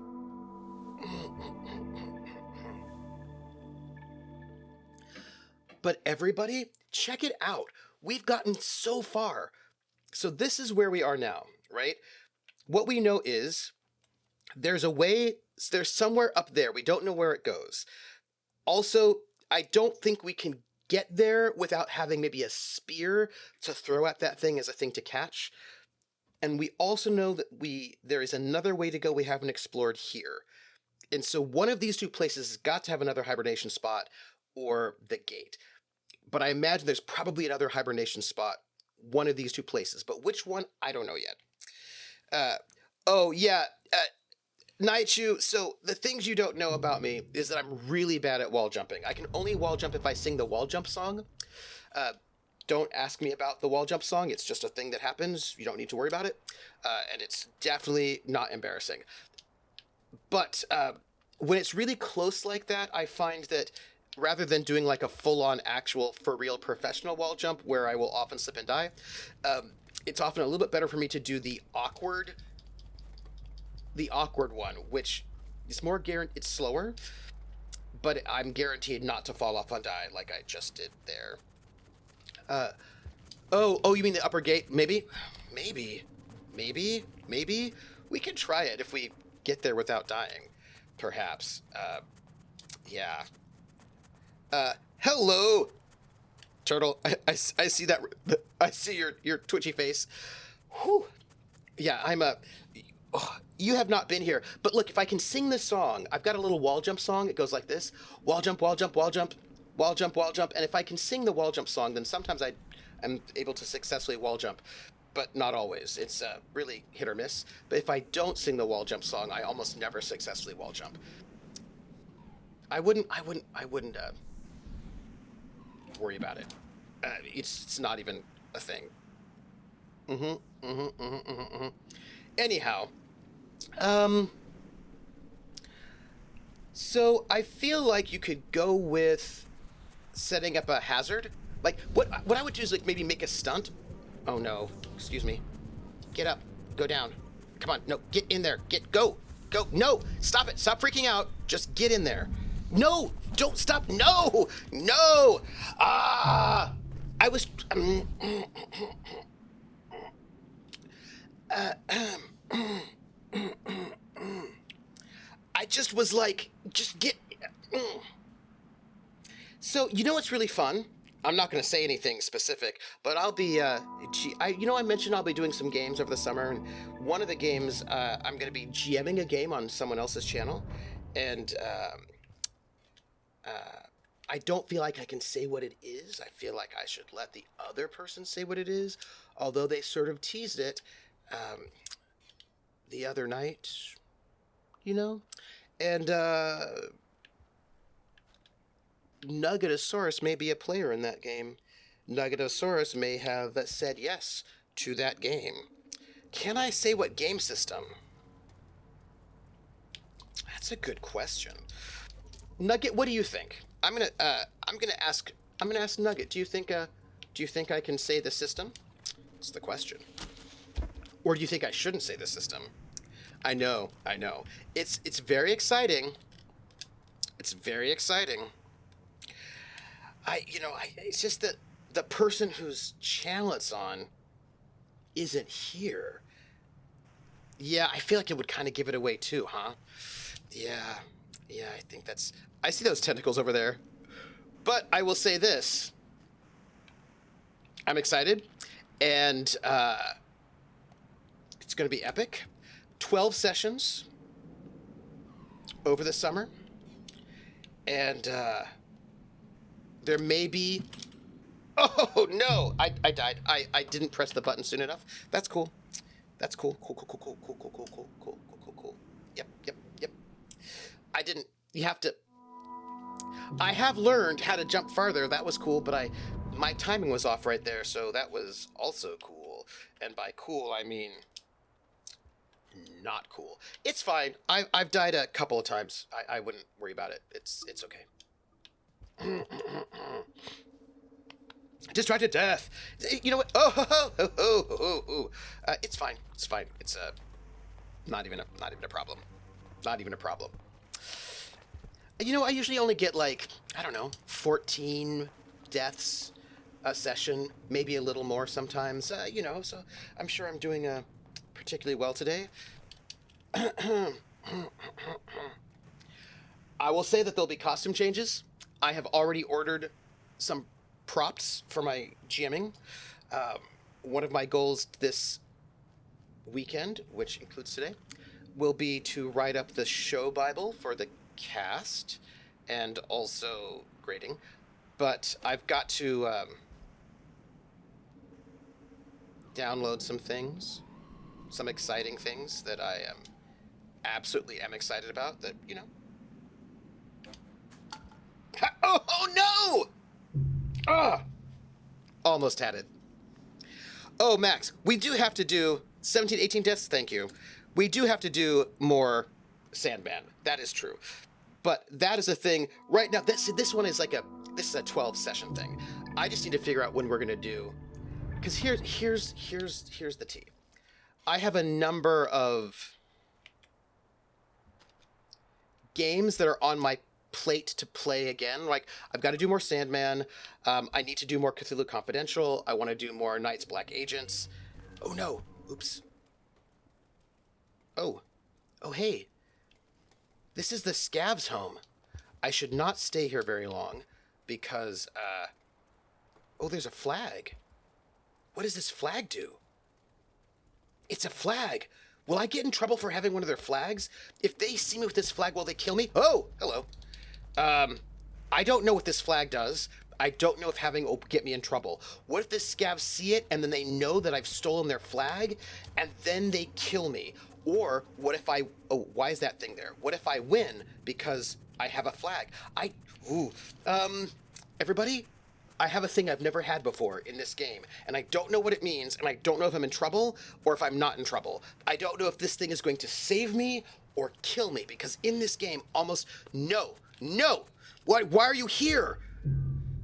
I died. I just died from the fall. That's fine. Maybe that flag attracts the drop wig and I should not have it. Maybe that's what that is. I feel like that's what we learned. I feel like what we learned is drop wigs love that red flag, and if you have it, it will kill you. This is what I've learned. I feel like that was bad. That's too bad you won't find the pit this run, or maybe you will. I don't know. It's a spear, not a flag. I don't...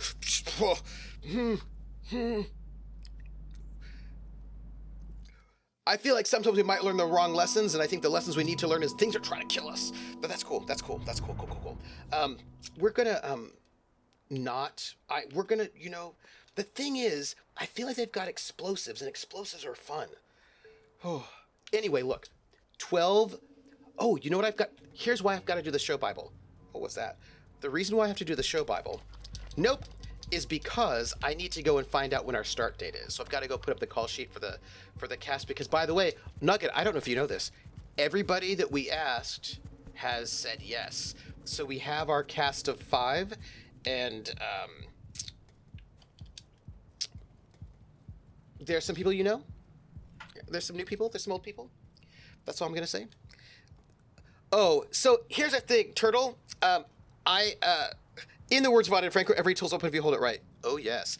So here's the thing, Turtle Life Twitch. I'm gonna tell you something. I did try to stab a lizard, and it didn't work, and the lizard killed me. I have used the lizard on most successfully on inanimate objects. I find that inanimate objects have a great time with this spear. Like they, oh, I've killed the worm. I've killed one of the little living worms with the spear. That was pretty good too. Yeah, I will just say that trying to attack those. Aha! Oops, I wanted to keep that spear. Oh well. Yeah, I just want to let you know that when I've tried to kill lizards, they have laughed at me and then murdered me.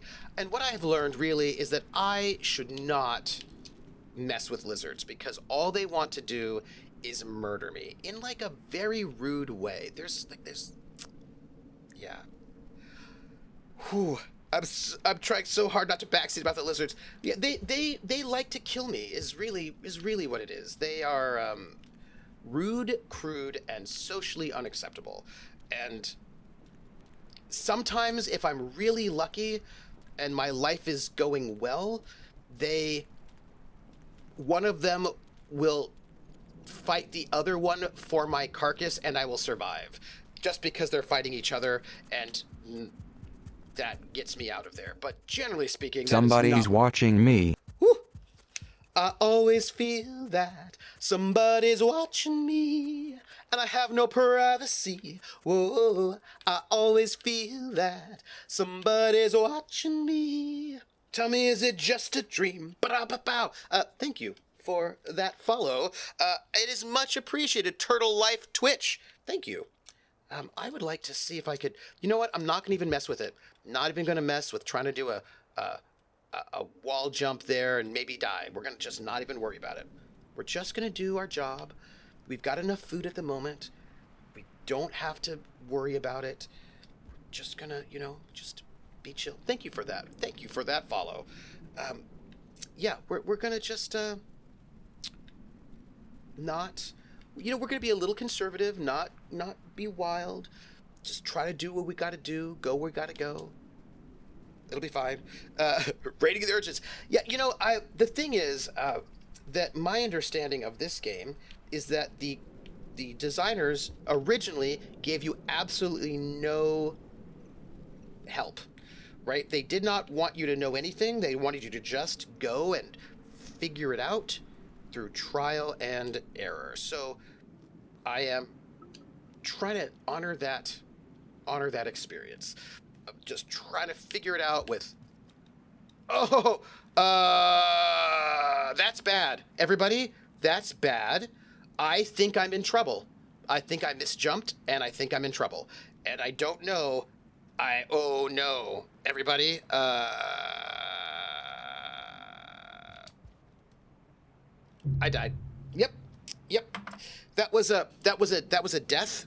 That right there was a death. I don't know if you saw it. I saw it because yep.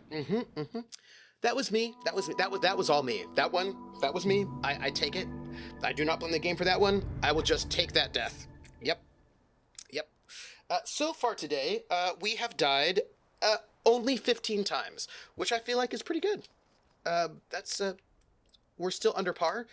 We do have a bit more time to play, so maybe we will just stop dying right now. Maybe this will be like that was our last death. It's not going to be our last death. Oh man, everybody who wasn't here earlier, Turtle, you weren't here, Ari, you weren't here, Nugget, you weren't here. There was a time when when you wake up in your little hibernation spot. Very cool, very safe. There was a time there was a lizard in my hibernation spot, and I just died like over and over and over again until I was able to have one run where it left before it killed me. It was oh, the chimney's a pretty enemy-rich region. You know what's really funny about that is that I find this one less punishing than the industrial one where I was at before.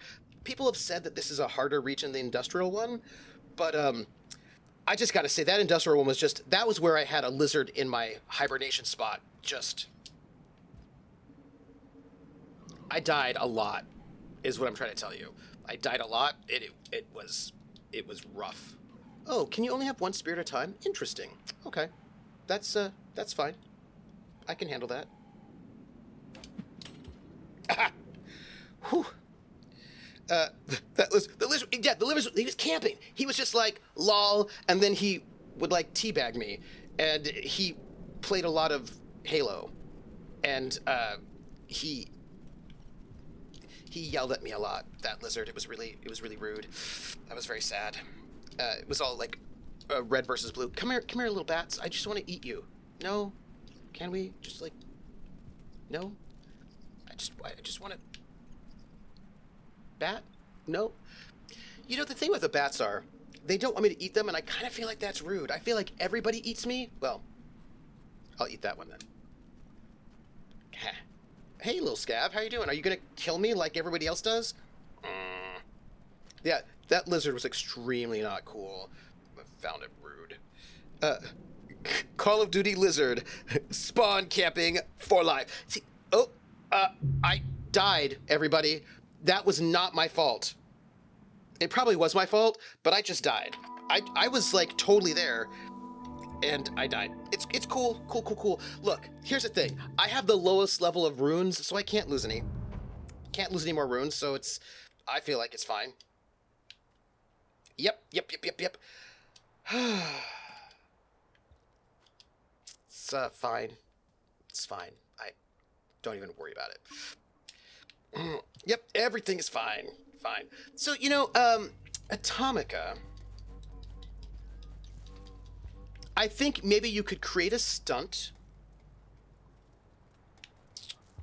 where, for your machine gunner, when they create an action, when they use the create advantage action to set down suppressive fire, they get a free invoke. That's what you could do, right? But then... So I'm thinking two things. I'm thinking that there could be a stunt that the machine gunner has, but the weapon itself, because what's very cool about Fate is that everything in Fate can be a character, right? Basically what that means is that, and that's the bronze or silver rule, that everything in Fate can have a character sheet, can have... everything in Fate can have aspects. Everything in Fate can have... stress boxes, right? All the things that exist for a character can also exist for everything else in the environment. So what I would say is that I feel like the machine gunner can have a stunt that when they use create an advantage to put down suppressive fire, they get a free invoke. Also, this doesn't need to be her. Let's just... No! Okay, that was good. All right, it fell. Great. Awesome. Let's just avoid that problem. Whew. But I also think you might want to ponder putting some sort of aspects on the weapon itself, perhaps, like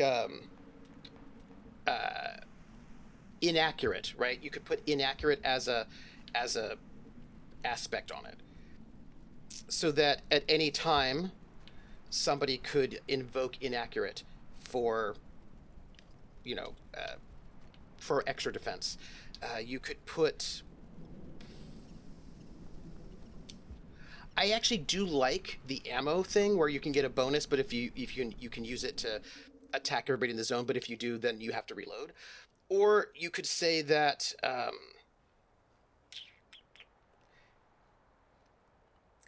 well, this is interesting. It depends on how you want to do this. The ammo thing is one way of doing it. The other way of doing it is you could actually give the machine gun stress boxes, and every time you use it, you have to tick off a stress box. And when you run out of stress boxes, then you have to reload, right? You have to sort of like reload to refresh. You could do that. So like there are a couple different ways to model this depending on what vibe you want. All vibes are good. All vibes are possible. Yeah, so you could use like... so using a stress box as ammo is basically stress as resources. So like there's like a model to do that, which super legit. Let's not die here. This is going to be my goal. Let's not do that because I don't want to. I also would just like to... There we go. Cumbersome makes slow movement, has to be immobile for using certain stunts. By the way, look. Just wanted to mention that the rocks you can find lying around just aren't worse spears that do less damage. They have their own uses. Oh, interesting. Because so far, they kind of feel like rocks... Ooh. Okay. Oh, sorry, wait, hold on. We're going to do a little wall jump. Oh! No, we died. That wall jump was not successful, everyone. Wall jump was not successful. That was great. That was an unsuccessful wall jump. I feel like it's because I had a spear in my hand. I feel like sometimes having spears in your hands makes my... Look, I cannot prove this, but I just feel like sometimes having a spear in your hand makes it harder to, like, cling to walls. I don't know if that's true, but it would make sense because your hand is, like, full of something. So I kind of feel like, oh, hello. So I sort of feel like that's a thing. It may not be a thing, but well, you know what, Drummer Boy, you're right. I didn't sing the song, and that probably is what happened. Drummer Boy, I was thinking about you just the other day because I was in class and I was teaching Living on a Prayer. And we were talking about Living on a Prayer, and I was just thinking about that comment you made about how in one of those measures they dropped one of the beats to give that extra right before the modulation to make it all excitement. They dropped a beat, and I was just thinking about you, and I name checked you as a matter of fact, because I like to give credit where credit is due, and I let my students know about Drummer Boy, and they don't know who you are, but that's not the point. The point is that I cited you in class. I just thought you might want to know it.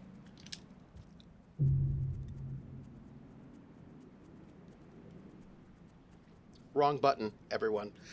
What happened right there was that I was supposed to press the circle to throw, but I pressed the square to pick up, and that was the wrong button. So if you wanted to know that one, that was the wrong button. Can you do the spear trick to jump to the spear, then up to the other pipe? I don't think you can do that on every surface. Like, I don't think you can do it on, like, bricks, for example. I think that you can only do that with, like, certain surfaces. I think you can do it with some, but, like, some surfaces the spear just bounces off of, and I don't know if you can do it on pipes. No, you can do it on pipes. Oh! Oops. You certainly can do it on pipes. Excuse me.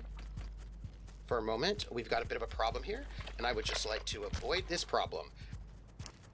I remember now, I've done it to pipes before, so that is possible. I hear that song so often on the radio now as I drive around doing DoorDash orders. Classic rock radio only has like 30 songs.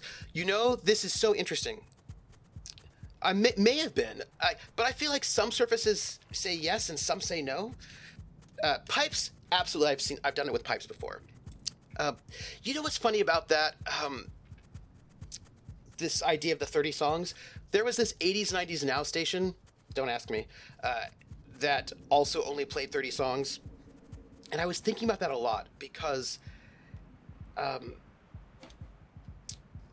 there was a lot of music that happened in the 80s and 90s, and not all of it is ever going to be played on the 80s, 90s, and Now station. And if you were not alive in the 80s and 90s, like my students are not, you are not going to know that what you're hearing may not be representative of the decade, or that those songs may not have been played together, like they may not have made sense, like they might have been on different radio stations, or that there are things that are missing. Do you know what I mean? And I was thinking about this, like with the 80s, 90s, and Now, which is, by the way, they just say it's an 80s, 90s, and Now station. They don't give it a, oh, there's a lizard there. Let's leave. They don't give it any other extra designation. And what I've noticed is they don't play, for example, country or R&B from the 80s and 90s. They don't play, oh my gosh. Sorry, I was scared by that lizard. That lizard freaked me out. So I got scared. I got scared and I pressed my controller, and then I just fell off the side is what happened. You'll have to. That was just me being nervous by a lizard showing up. That's what happened. I was just like, lizard, and then I died. That was just a. It's like that instinctual. I think people have the instinct to try to avoid lizards. Is what I think happens, and I did. Unfortunately, there was a drop there. So, just we're gonna take that as it may. Whew. Yeah, sounds like Clear Channel thing. What? Yeah. So this is the thing I was really thinking about. So, because I think about weird things all the time. I was thinking about how my students say they're into the 90s, right? Or they're into the 80s. But there are these really big gaps in their knowledge, in the sense that they will know, like they know Tupac and Biggie, they know Nirvana, they know Black Hole Sun by Soundgarden, for some reason.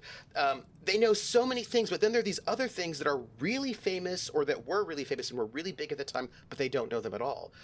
And I think about how I think it must be these radio stations. Like, I think they don't, how are you going to know what was big in a certain decade if you weren't there? You probably only know things that show up in films, that get licensed for films, or that get licensed for, that you hear on TikTok, or that get on those 30 songs on the radio, right? And so I kind of feel like,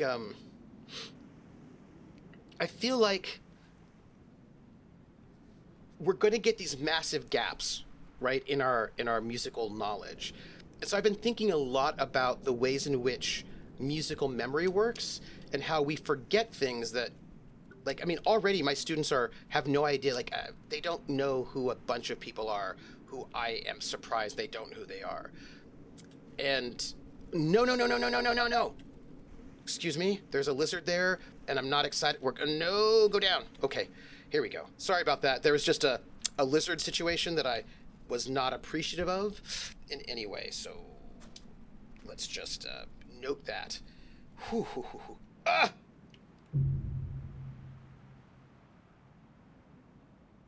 was trying to walk across, and I died. I was just trying to walk across. It's fine. I was too confident. This is what happens when you're confident. You get confident, you die. The radio station touts a no repeat workday, but every day is the same 30 songs in a different order. So it's technically true. Yeah. So for those of you who remember the 90s, I went to go and see Garbage in concert for their 25th anniversary tour of their first album. No. Excuse me. There's a lizard right there who wants to eat me, and I don't want to be eaten. And I just fell off. That's bad. Okay, well, let's do this. Let's wait for it to... There we go. Okay, sorry about that, everybody. We had to just deal with that. Great. We're fine. Don't worry about it. The 90s saw a lot of Garbage. So I went to go see Garbage on their 25th anniversary tour, which was a great concert. They played the album and in any songs from B-sides. So they only played stuff from that one year. It was pretty cool. But I went to tell my students, who, by the way, were all about, we know Pearl Jam and Nirvana. They know all the stuff. And I was like, cool. I was like, I saw Garbage. They're like, who? And I was like, Garbage?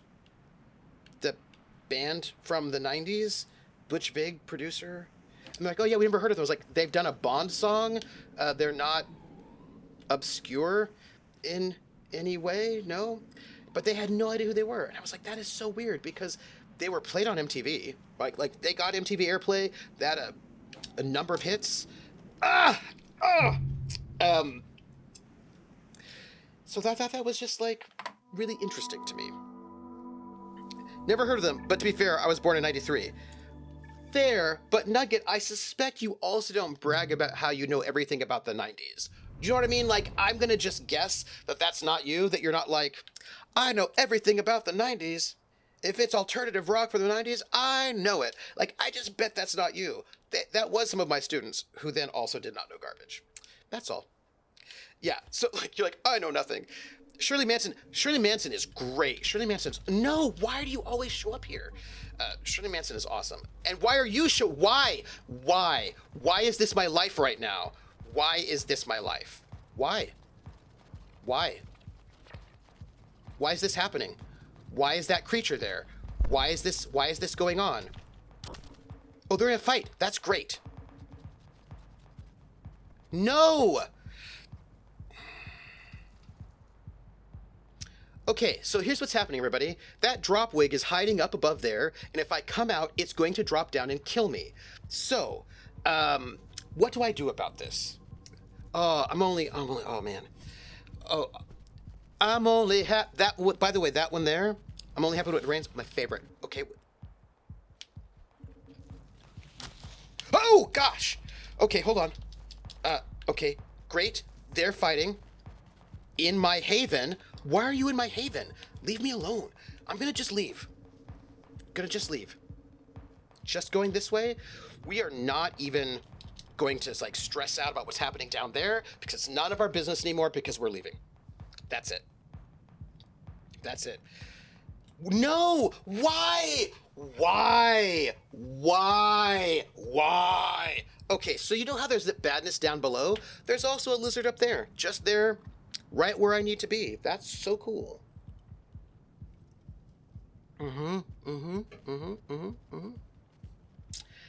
Yeah, and now it's headed down my way. That's so great.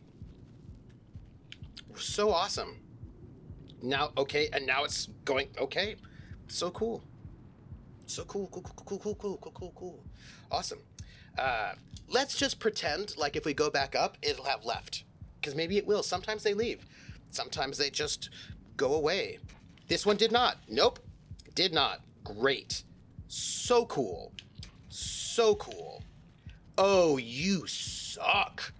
Okay. Well, it's gonna be awesome. We're gonna hang out a little bit. Just, yeah. And by the way, I don't have a weapon because those little weird, creepy tentacle monsters downstairs will just they don't hurt you, they just steal your weapon. And so I don't have one. Well, they steal spears. They're kind of like into spears somehow. They're like Britney Spears. Great. Well, we're gonna chat while we deal with this problem and the rain slowly devours us. Reminds me a bit of the Kate Bush song from Stranger Things, the resurgence discovery of that by younger generation. Yes. Danger Doodles, Wonker Doodles, Zonker Doodles, and so many, they're all called doodles. They can't be Britney, they're not toxic. I feel like these are very toxic. Before Stranger Things, I only knew the version that Placebo did. Really? They're kind of like into spears. Yeah, they're into spears. I think in a way that's a little unhealthy. I worry about them. I think they have a toxic relationship with spears.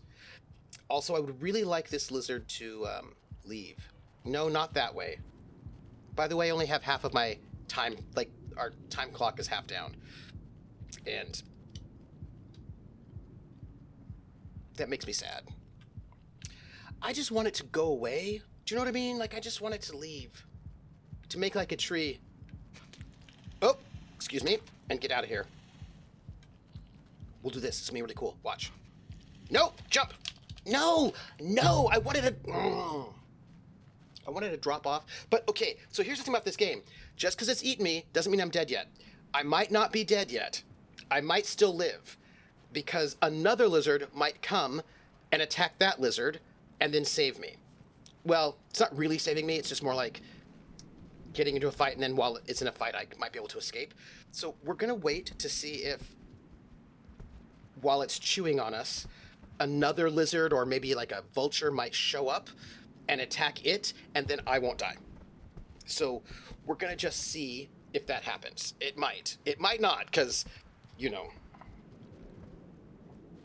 Yeah. Trooper Krellin asks if they need to leave Britney Spears. Leave Britney alone! Early memes. The climber doodle block. I don't even know what a climber... Okay. Here we go. Big old vulture. Come and save my life. Hey, big vulture. Hey, big vulture. Okay. This is where I wanted to go anyway. Big vulture. So the thing is, apparently there are two different drum sounds. There's the first drum sound, which means you're caught. Then there's the second drum sound, which means you're dead. And we haven't yet... Oh, ouch. Oh, hey, why are you doing that to me? Oh, gosh. We haven't yet heard the second drum sound, so I'm not technically 100% dead yet. Okay, great. So, the lizards take me where I want to go. Seems kind of cool. Feels like we're having a time. He was waving the white flag, but that white flag was my body. Climber doodle sky wiggle dance. Oh my, okay, so again, we're getting close to... That was it, now I'm dead. Well, it took me very close to where I wanted to go. You know, it's just that, I died. I officially died. Not even Hulk hurled Loki around like that lizard did on the slug cat corpse. I know, it was rude. It was rude. Oh my goodness. That's fine. That's fine. You know what? That's fine. One of the main goals we had today, which was to, honestly, was to find the nuke to get to this hibernation spot. We have done it. So, no, excuse me. Oh, hi. Why are you here? You can hang out with you want. Like, I'm cool with you. But... Oh, no, excuse me. Lizard. Climb. No! Thank you, 25. Oh, my goodness. Drop. Just, yep, okay. That was awesome. I was just joking, by the way. That particular run, I was just joking. Oh, random fact, I wonder whatever happened to the Leave Britney Alone person, and she transitioned in 2021 and seems to be doing well. Oh, that's lovely. Oh, that's wonderful. Hey, so here's what I was thinking about. Not Nugget, because Nugget was born in 1993, so I'm not talking about Nugget. But my students right now were born in the 2000s, right? So I teach college, for those of you who don't know. And, pardon me. And my students were born... in like 2006. YouTube started in 2008. So my students do not know early meme stuff, right? They don't know them because they've never, they were not there. And what I think is really interesting is that, so this is what I want to say. People say, I was thinking about this because of a webpage. Oh, that hurts. I know. So I was thinking about this about a webpage. So this is what I want to tell you. So you know how everyone says, nothing ever leaves the internet is forever, which is clearly not true because there are pages that I've been trying to find that no longer exist. Why is there an invisible lizard there? There's an invisible lizard up there, everybody. Is that what my little holographic friend is telling me, that there's an invisible lizard there just waiting to eat me? Because that's true. Trooper, have you played any Homestar Runner? Oh, yes, the Flash Animation Golden Age, so good. Well, I mean, why they should not be bored by the emails. And also by Trogdor. So I feel like we're going to just try to go for it. And we went for it and we got it, so that was good. We didn't die. The cheat is to the limit. Everybody, to the limit. Okay. Name game. Oh! Trick or treat. You know what this means. I'm going to have to sing you a song. And I just want to get to a place where I'm a little bit safer than I am right now. And then I'm going to sing you a song. That's just how that is. Do not forget. Oops. I'm singing for you in like 2 seconds. Whoop.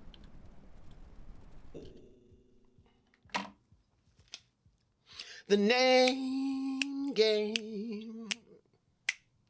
Come on, everybody. I said, now let's play a game. I bet you I can make a rhyme out of anybody's name. The first letter of the name I treat it like it wasn't there. And then a B or an F or an M will appear. And then I say boo at a B, then I say the name, then banana, fana, and foe.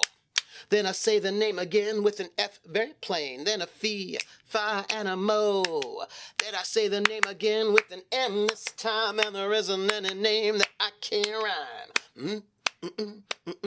Trick or treat, bo bigger treat, banana, fana, fo, figure treat, fee, fi, mo, mig, or treat. Trick or treat, the name game. Thank you for that resub. Trick or treat. Thank you so much. So nice. 7-month subscription. Inappropriate. Too exciting. So Somebody's nice. watching me. I always feel like somebody's watching me, and I have no privacy. Whoa, I always feel that somebody's watching me. Tell me, is it just a dream? Bow. Oh, thank you so much for that follow. Nyachu. Nyachu. Thank you. Hey, y'all.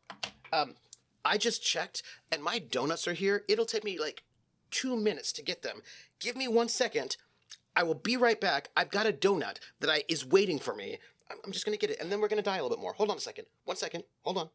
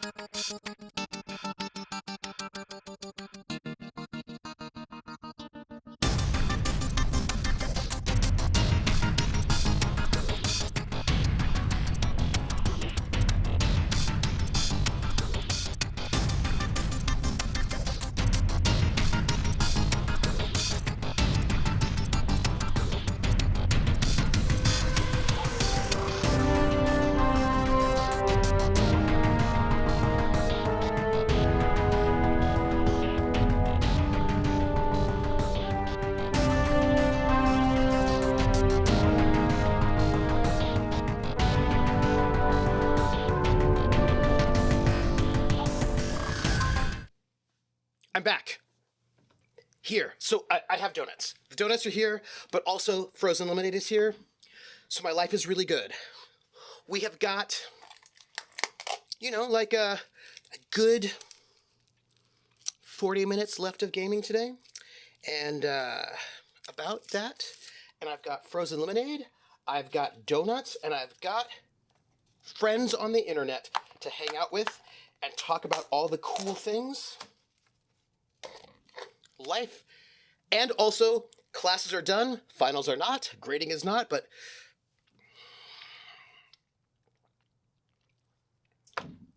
life is good right now. Life is good. Well, yeah, Crumb, but I started late. So I get to go a little bit late. I basically have 37 minutes, more or less. Okay. I just bought my outfit for our game. Oh. Speaking of our outfit for the game, I just need to go to the dry cleaners. That is a thing that I really need to do. I'm just going to note that. Oh, no! No! Yeah, but I started a little late, so I feel like I can go a little bit late. Just like a little. By the way, I just died there.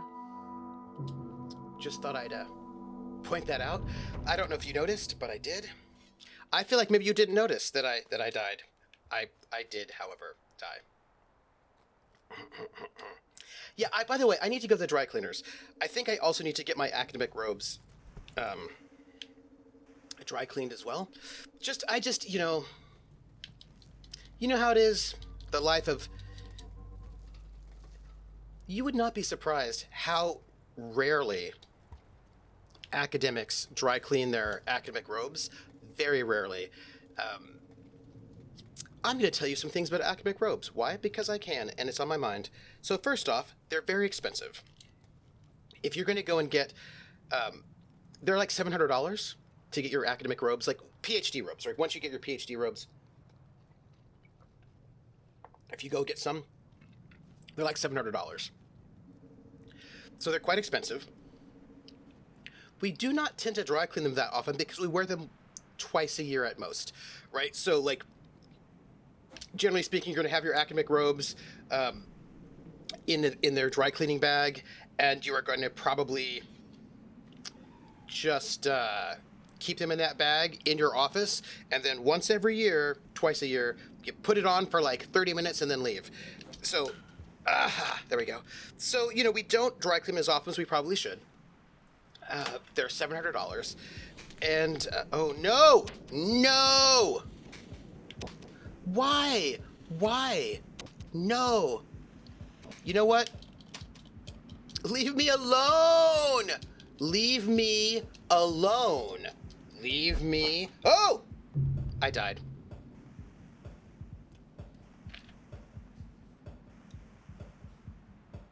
I did...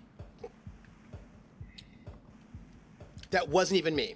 I just want you to know that was not me. Leave Slugcat alone. I didn't really escape.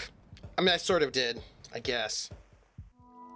Oh, you have to leave. Thank you for hanging out with us, Turtle Life Twitch. It was lovely. The next time you see me, I may have found a new hibernation spot here in the chimney. Who's it's? Maybe not. Hey, maybe the next time you see me, I'll have found the rack. What did you call it? You said there was a thing that you didn't think I'd meet today. Probably not. The rack, the rye, the rat, the what was it called? You gave it a name. It sounded very dramatic. I wish I could remember what it was. I wish I could remember what it was. I don't remember though. The something.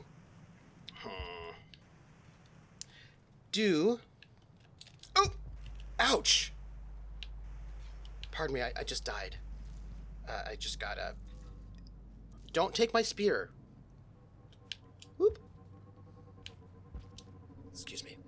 Do people who are really into 80s and 90s got lured by the music and good movies and TV, or do they just see the mullets on their older relatives' photo albums when I wish to live that life? I think it's mullets. I think it's mullets and also hair bear, like the big bangs.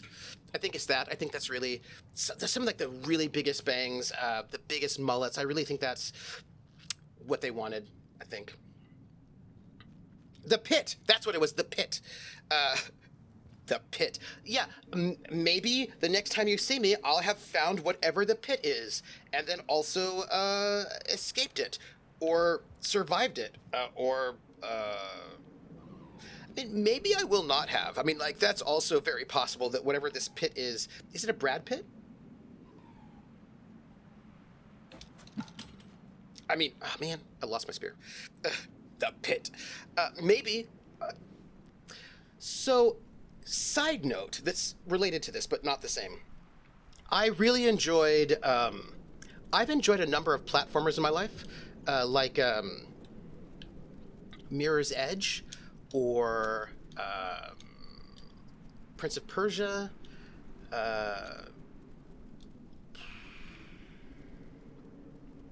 I've enjoyed some platformers. So for me, I'm sort of seeing this I'm sort of relating to this game like a platformer, wherein the trick is to try to no.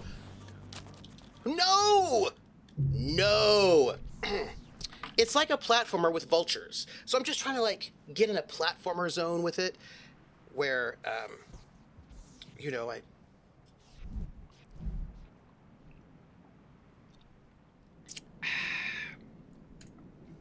probably won't find it anytime soon. It has Air Shark Steve. So Air Shark Steve sounds like a DJ name from the 1970s.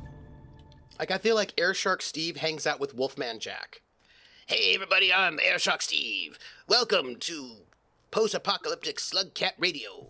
Something like that. That's. Speaking of 90s, don't break my ache, break your heart, and then unbreak my heart. Yeah, I'm gonna hang out here for a second. Air Shark Steve and Wolfman Jack in the morning. Yes. So I actually played achy breaky heart for my students in class when we did 90s country. Okay, for real this time, go. I will talk to you later. By the way, Turtle Life Twitch, do you stream? And if so, what do you stream? And then you can go. I'm not going to keep you forever. I just wanted to ask. That's all. I just wanted to ask. But speaking of Unbreak My Heart, I did have believe it or not, I actually did have Tony Braxton on my syllabus this time, and we did 7 whole days, but I didn't get to play it in class.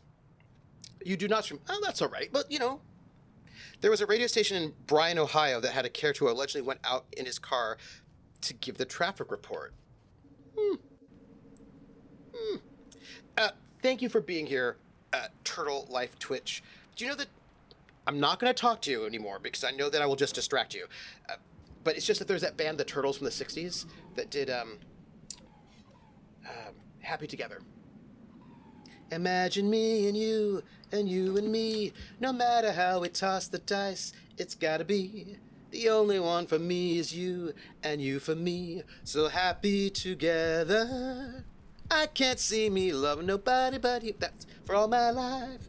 Right, anyway, that's the Turtles. And, your name made me think about that because actually everybody's names always make me think of music all the time. That is a kind of a standard situation with me.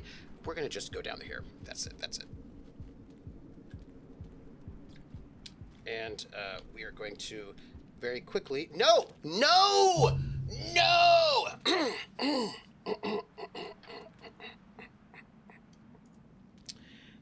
Hey, everybody. How you doing? I hope you're doing well. I was there because here's what happened. I was wanting to get off the little platform and go, but then I also saw that blue lizard was on its way, and I was like, oh, I better hurry because the blue lizard's coming. And then I rushed.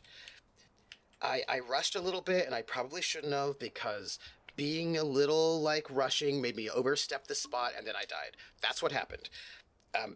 Yep.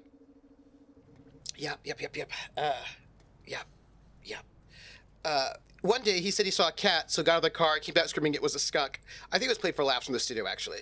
Personally, yeah, I see it. What do we have going on here? There's a lizard. Radio folk are smart, not going outside unlike TV counterparts who waddle. Oh yeah, let me just do that. Okay, all right. I think I've avoided it. No, I have not. That's great. I'm gonna just kind of hang out until it'll leave enough that I can rush past it. Great. Oh, what was that? I did a weird jumping thing that I don't know what I did. Okay.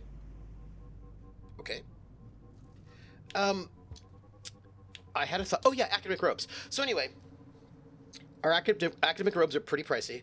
We don't go to the dry cleaner enough, but I think it's about time for me to dry clean them. But they also have, they're like uniforms that they have symbols on them. Like the colors mean something, the sleeve shape means something, the hat shape means something, the number of stripes you have on your sleeves means something. All those things have meaning. So technically a doctoral robe is different than a master's robe or a bachelor's robe. The way you know the difference between a bachelor's, a master's, or a doctoral robe is the sleeve shape and how many stripes are on the sleeves. Bachelor's robes just have plain sleeves, like a regular robe kind of sleeve. Master's robes have these kind of weird little tails on their sleeves, and doctoral robes have poofy bells on them. They're called bell sleeves. So basically kind of weird cuffs and. Anyway, that's what I'm just trying to tell you. There's a whole thing. There's a whole language of uniforms there, which I think is sort of funny because, I dealt with wearing a uniform when I was in the military, and I still have one now. And I think it's a little amusing. That's all. That's all I wanted to say. Okay.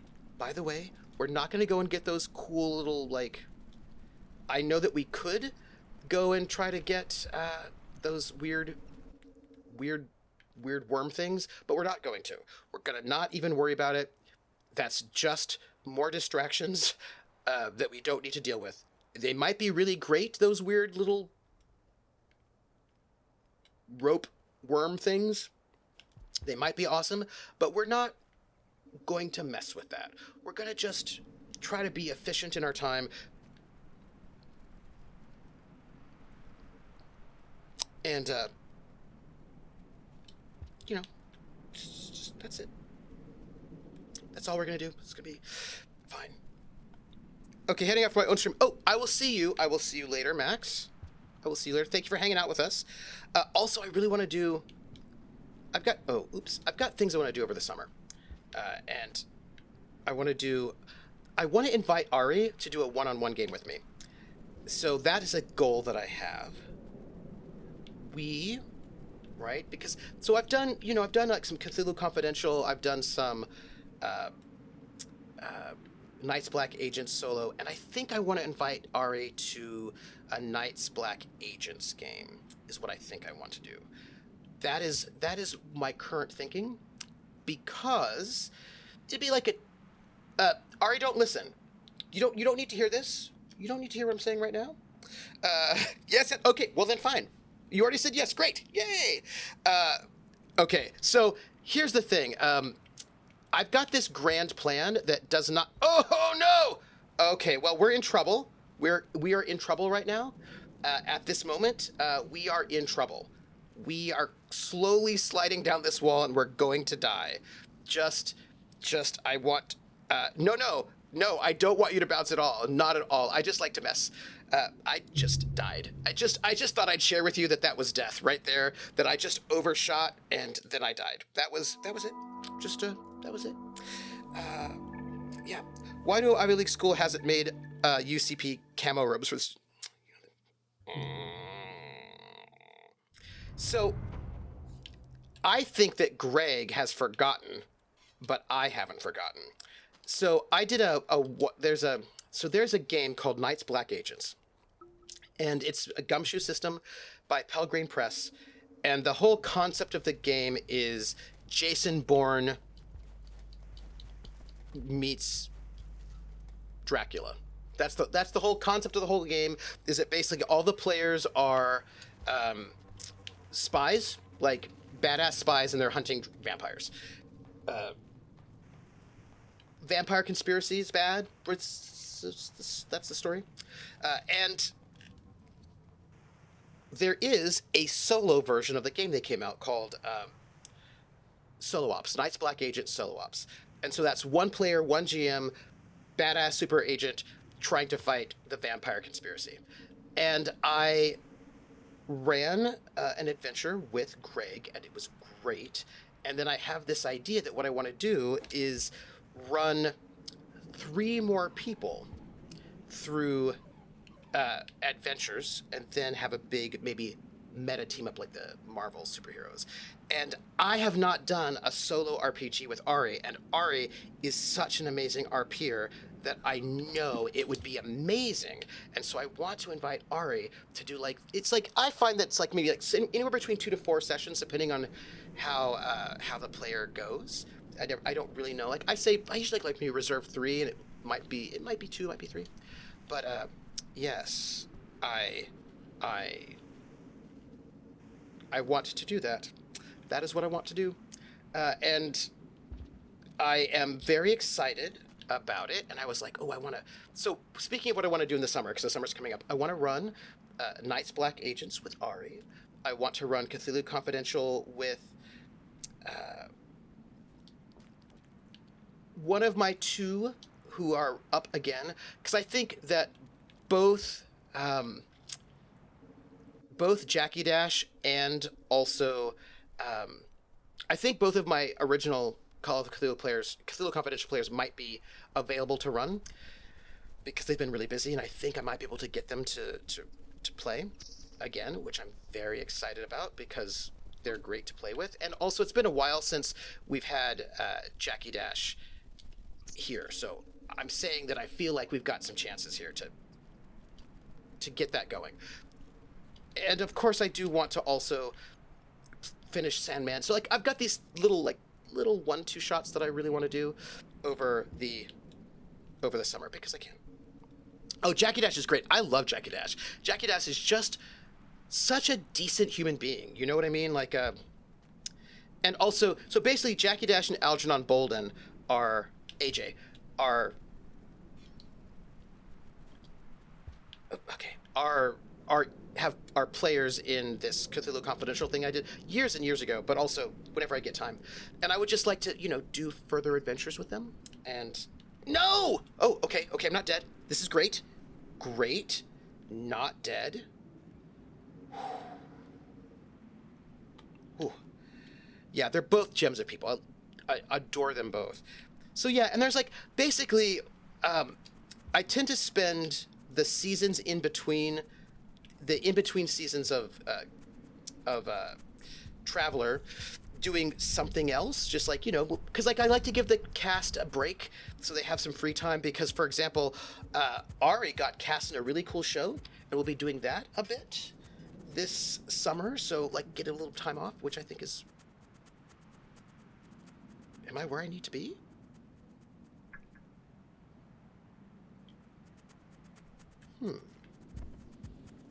Right? So that got these little things that, oh no, I've been doing here and there, and I just would like to pick up some of them in the summer because that's when I get to do extra stuff.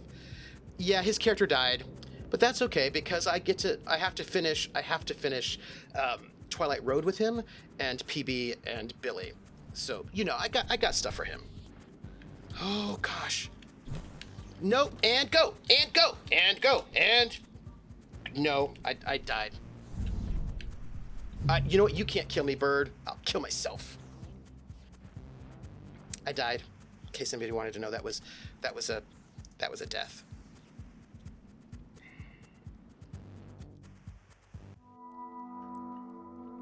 a death.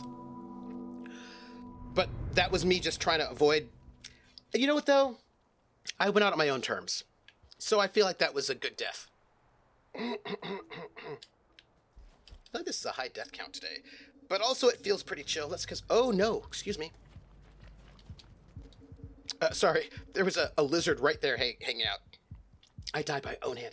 Yeah, Ari, we will talk about it, but I would love to get you in to do it's like probably like a 2 or 3 shot of Night's Black Agents, maybe on a weekend, like like an afternoon, like a Saturday or Sunday afternoon. Whenever we'll work it out whenever we're free. It's like just like a good 2 or 3 shot. And what I want to tell you is, because there are things you don't know, but because I don't think you've ever played Gumshoe. I don't think yeah, it's like something really nice on the weekend, a 2 or 3 shot. And thank you, 3. We have got looking at my timer, maybe like 20 minutes. So I'm going to say something about the Gumshoe 1-to-1 system for Ari and for all of you who may not know. Some of you do know, some of you don't. So the Gumshoe system was made by Robin Laws, Kenneth Haidt, and their idea was, now I'm going to say something, this is really important. I disagree with the reasoning behind their design decision. I think the thing that they think is a problem, I actually don't think is a problem, but not like fundamentally and inherently. However, I still like what they did, right? So we're going to make that sort of, oh gosh. We're making a distinction between me thinking that the reasons, yeah, anyway, so here's the point. They felt like that oops, sorry, excuse me. Oh no, I pressed the wrong button. I did it the wrong way, I died. Don't worry about it, it's fine. I was nervous about the lizard. It's okay, I'm just gonna come back up. Just fine. So, they believed that investigative systems were not good because in any kind of investigative RPG, this is like the classic thing that actually I don't think is a problem, depending what kind of game you're running, is that they say that investigative games and RPGs don't work because if the player rolls to find the clue and they don't find the clue, then the whole game ends. The plot is over, right? So like, and so they were trying to figure out a way to solve this problem, which they think is like the fundamental problem of investigative RPGs, and that if you don't find the clue, then the whole story is done. Now, I'm going to say for the record, I just don't agree. I know that lots of people feel this way, but I think that only makes sense if you have if your idea of what the plot is very narrow. So, For me, if I'm running a sandbox, this is going to be different for a one-shot, right? But if I'm running a sandbox and you are playing detectives and you think that the mayor is a serial killer and you are doing all of your investigative roles so you can get evidence to prove that the mayor is a serial killer, and you fail to get the evidence to prove that the mayor is a serial killer, they might say that that means the story is over. And for me, I'm like, oh, no. Now we have new choices. What do you do? If you cannot prove the mayor is a serial killer, but you're pretty sure, at least at this point in time, you're pretty sure the mayor is a serial killer, what do you do? Do you frame the mayor? Do you go vigilante? What do you do? And like, for me, that's really interesting, right? Like the idea of like, well, what do you do now if at this point you don't have the evidence, right? But they're sort of in a more slightly more classic take on these things, where if you don't get the evidence, they think, they say the story's over. So anyhow, I just don't think that's a problem. However, I think what they did to solve this problem is really interesting. So in the Gumshoe system,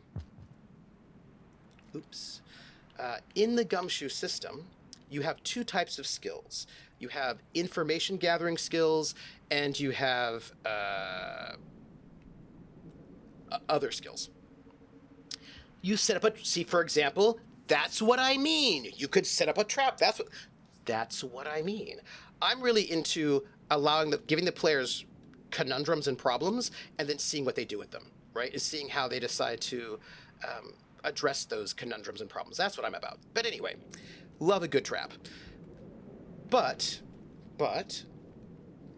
what they do in this one, I think people who say that they are designing their campaign poorly. Story isn't over. Players have plenty of choices, especially if they think outside the box. Yeah, right. That's what I like. That's my goal. But that said, Gumshoe games to be kind of cinematic, like very narrative in certain ways.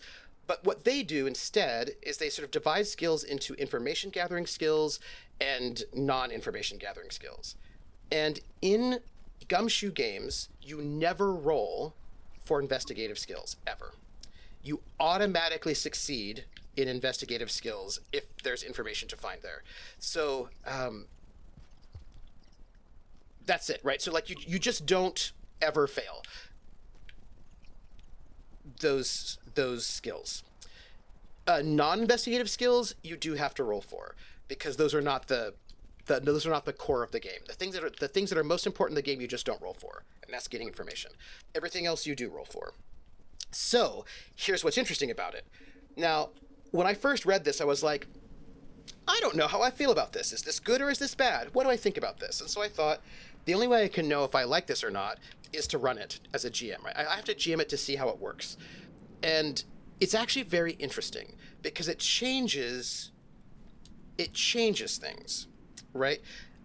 So persuade would be an investigative skill. Well, if you're using it to gather information. So this is the one little sort of tricky thing, is that if you're not using it to get information, then it doesn't count as a persuade skill. But if you are using it to get information, then it does. Also, what many skills would call detect lies, but which they call, different versions of it have different names for it. Sometimes it's called bullshit detector. Sometimes it's called sense honesty. So that is also a skill. And if you're using that to gather information for your investigation, then that too is an auto success, sort of. There are a couple caveats here I would have to note. Let's see what we have here. Okay, I would like you to leave me alone because I would like to go up this way. Are you going to leave me alone? Will you leave? So now I will also note that, also as a side note, things that are technically not investigative skills, like driving, become investigative skills if you're using them to get clues. So, oops, pardon me. So, if you are using driving to get information about the getaway car, that would also be an automatic success, right? But using it to gain access to a building, that would require a roll. Yes, it would. But if you're using it to get into a building, that's a little bit tricky. That is a little bit tricky. If you were using it to get into a building as part of your investigation, that actually, you wouldn't need to roll for that. Yeah. Okay, okay. So... No! Dang it, I'm gonna die now. I thought I'd made that jump, but then I didn't. Yeah. Oops. So, how is this... Yeah, I know, right? So how does... I don't really like lie detecting skills. They haven't blown out to, oh, this character is lying to me, instead of the GM providing clues if the character is misleading or not. Well, in this one, you just automatically know if they're being honest or not. That's because you just don't roll for those things. That's it. Now, of course, part of the assumption is that you are a trained investigator. Now, I will note that there are some things to note here about this, and this is the trick of this game. No, oops, sorry, pardon me. There's a lizard. Didn't even see it. Let's avoid that lizard. Let's avoid that lizard real fast. Real fast. Let's just go over there, and then let's go over here, and let's avoid that lizard. So here's the thing. There are a couple things about this. When you always succeed... Now, I'm going to note, you only succeed if you actually use the skill.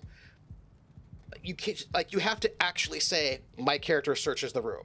If you do not search the room, you will not find anything. But if you do search the room, you will find everything there is to find in that room. Right? That's just how that goes. But you do have to say, I searched the room, or else, you know what I mean? Like, the GM doesn't just hand you things willy-nilly. You actually do have to decide also what skills you want to use. And some skills may be poor choices, right? Some skills may not give you any information. Some skills... Thank you, 10. Thank you. Some skills...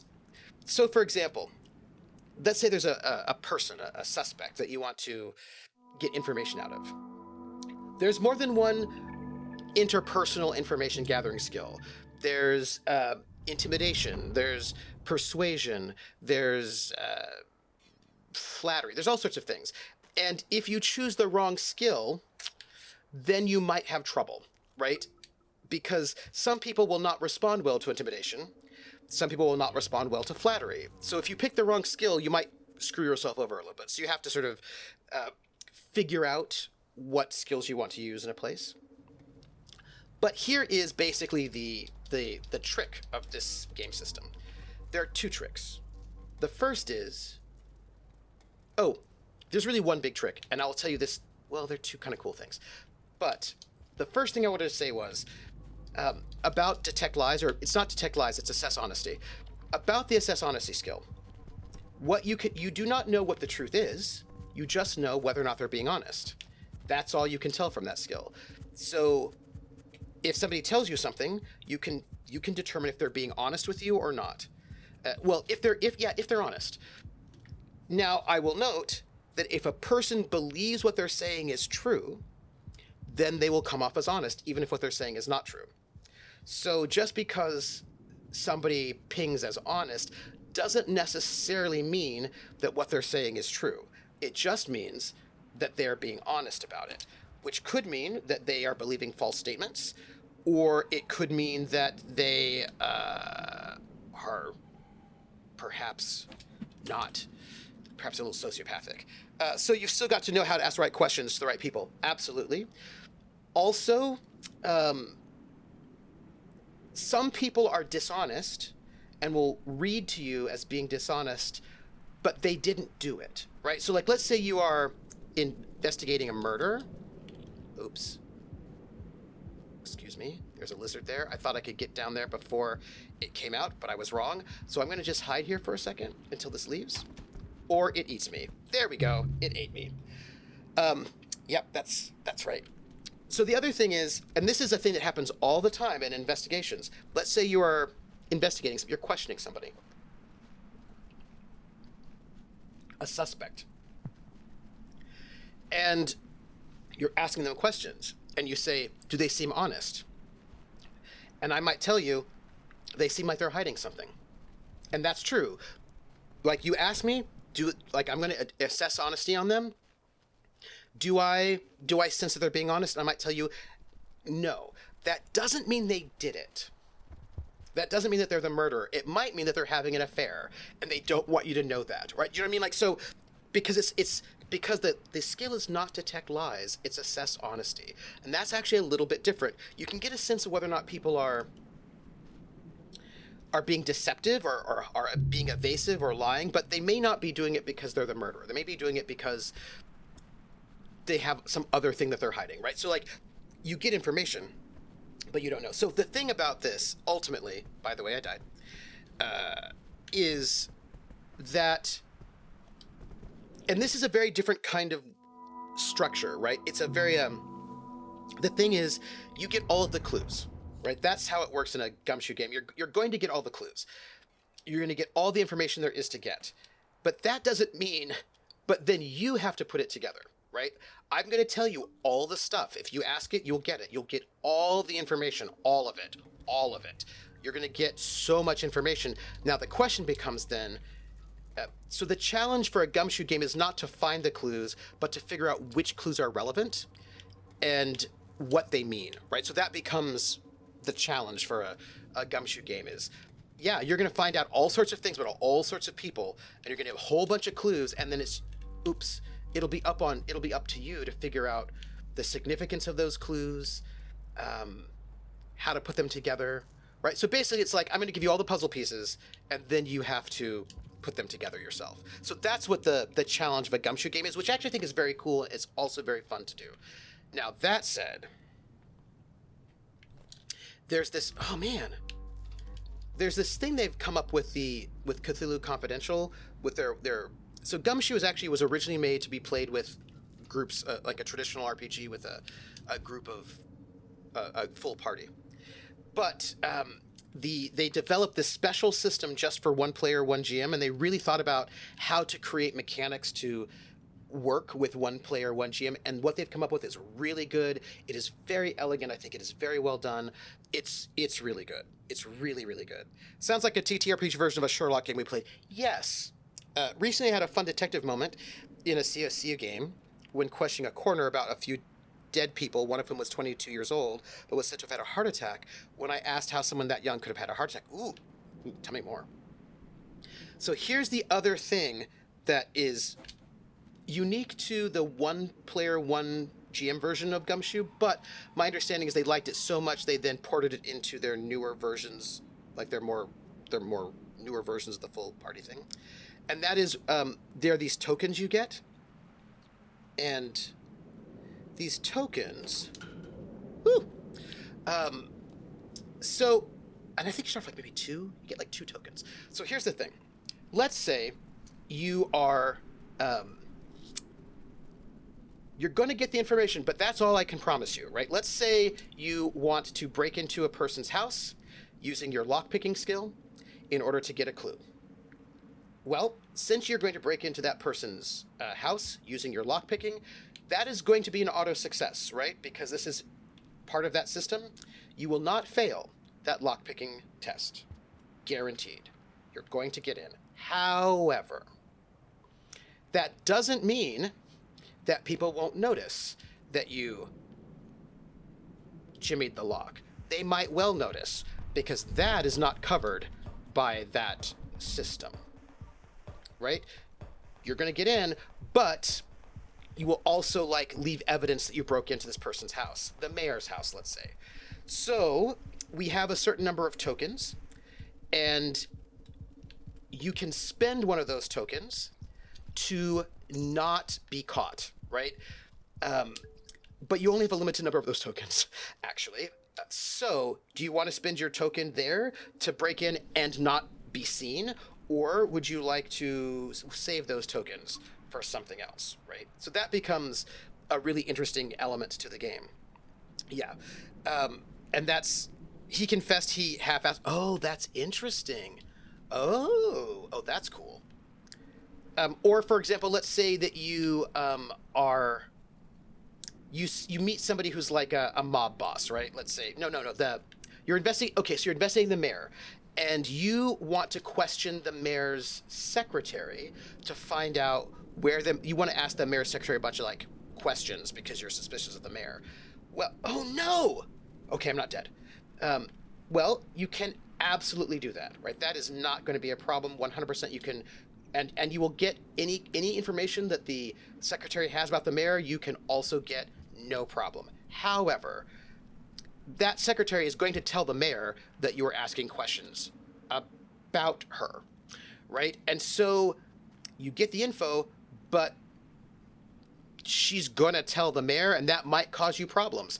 So then you might have to use one of your tokens to convince the secretary not to tell, right? So that's the thing, that like you'll get the info. That doesn't mean that you're free from consequences unless you want to spend one of your tokens to get away with that, you know. And so you have to sort of, so there's a kind of a fun element there that I think is pretty cool. Am I a lone detective or a part of the local PD? It depends on the game.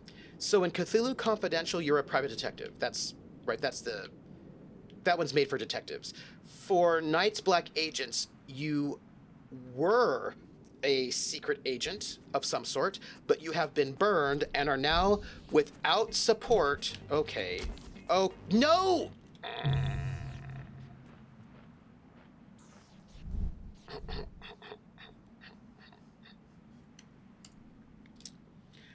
I feel like we have a time for another run, considering how it's going. Yep, I feel like we do. So token is better to keep investigative paths open. It doesn't keep investigative paths open. It just spares you from the consequences of your investigations. Is the best way to put it, right? Like it's oh, oops, pardon me. Oh no, pardon me. Excuse me. Yeah, yeah. But also, I think in like, say, Cthulhu Confidential, very often, sometimes a person will not trust you yet, right? They will be a little bit suspicious of you, or they're like with Call of Cthulhu, they're probably usually too freaked out to be able to talk to you yet. So you cannot question the witness until you maybe spend one of your tokens to calm them down, and then you can ask them questions. So sometimes it opens up the investigative path, or will just spare you from oh no, there's a lizard there, or it will spare you from consequences, or sometimes you can use it to get like an extra thing. Yeah, it's like a yeah. Oh, we're almost there. Pro tip for a game, Ari: arrest the mayor immediately. They're guilty for sure. Can you prove it? Yeah. So like in Night's Black Agents, you are a burned secret agent trying to find the vampires. I feel like this lizard must still be here. Maybe it left. Do you think it left? Nope, it didn't. Didn't leave. Nope. This is our last one right here. This is our last one, I think. Yep. You know, in detective games, I don't really like playing detective. I like playing characters that end up in that role, fiction, like... Oh, and RW, there are a couple of different sample starting characters. One of them is a detective. One of them is a journalist. One of them is a unofficial, not an official, but an unofficial private detective. And there's a bookseller, like an antiquarian bookseller. So with Cthulhu Confidential, a lot, because you know how Cthulhu is, all sorts of people get wrapped up in the mythos. So there are a lot of different sort of options there.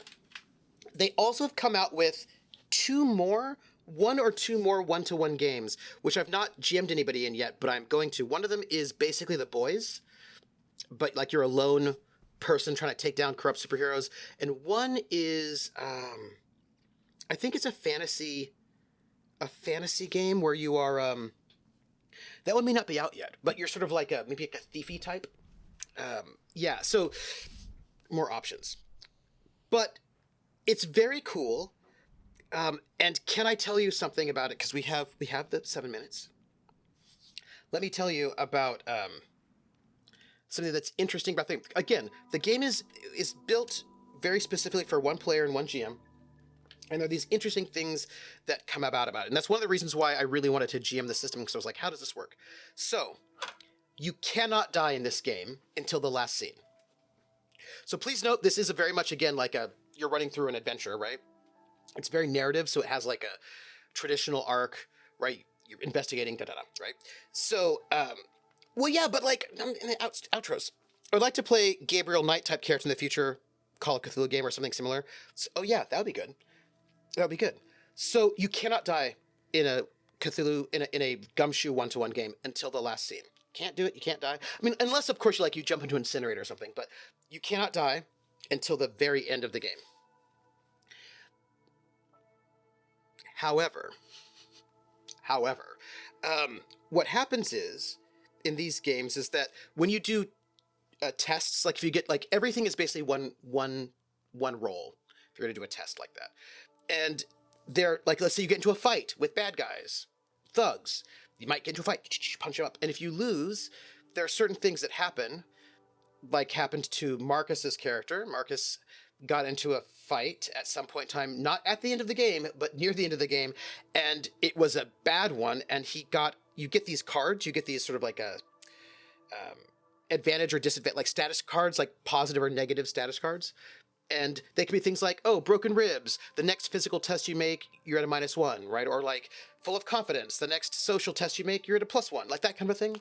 But some of them are terminal.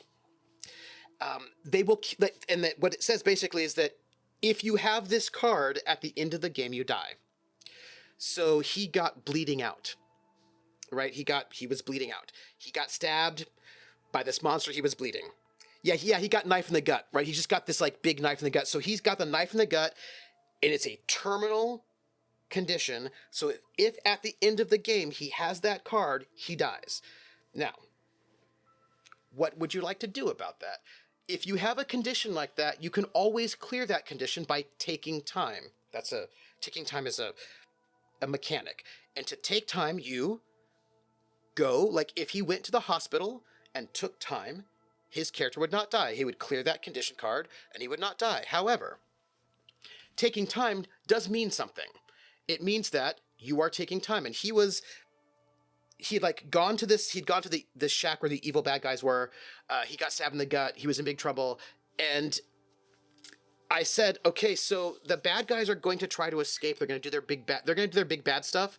But that's the end, right? So you have the choice. You can leave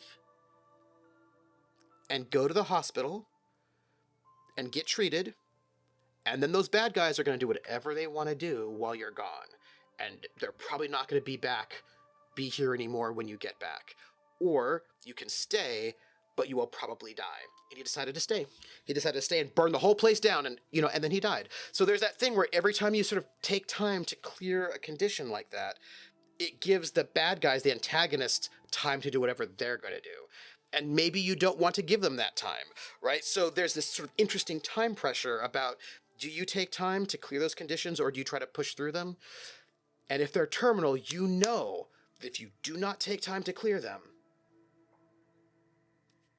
you are not going to make it out at the end of this adventure. And that is up to you to decide what you want to do. And so that's kind of like a really interesting thing, because it's like you get cards and it's right there. It's right there for you to see. Like, it is not, it's not a secret, right? It's right there, and it's up to you. You see that you are bleeding out, like you've got this mythos shock, and that like you're slowly losing your sanity, and you don't know how long you can hold it on to it. You can either keep going, or you can go find a psychiatrist and take some time away. But if you do that,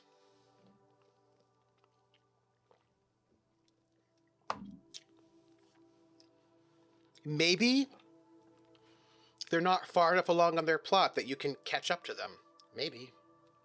It's up to you. So anyway, it's pretty cool. And there are a lot of, it's actually I think it's really well designed. I think it's really fun. I didn't know if I'd like it when I read it, because I was like, oh, I don't know. But I actually think it's quite good.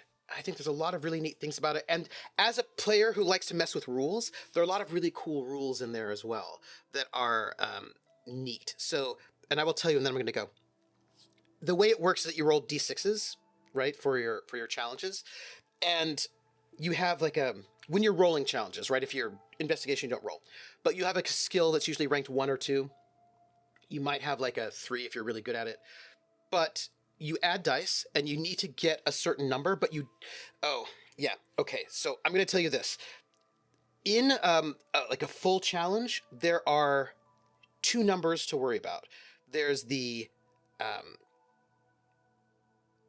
pass number and like the extraordinary pass number. And so like, and what those numbers are different. They change. You don't necessarily know what they are. And as a GM, I only tell you the extraordinary pass number. I don't tell you the fail number. So you have a number of dice, and you decide one by one. You're not supposed to roll them all at once. You're supposed to roll them one at a time. That's important. And if you pass the roll and you still have dice left over, you get an extra token. Right? That's how you can refresh your tokens. But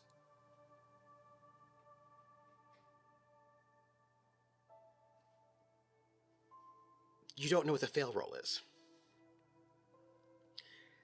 And you have to decide, do you think that's a good enough number?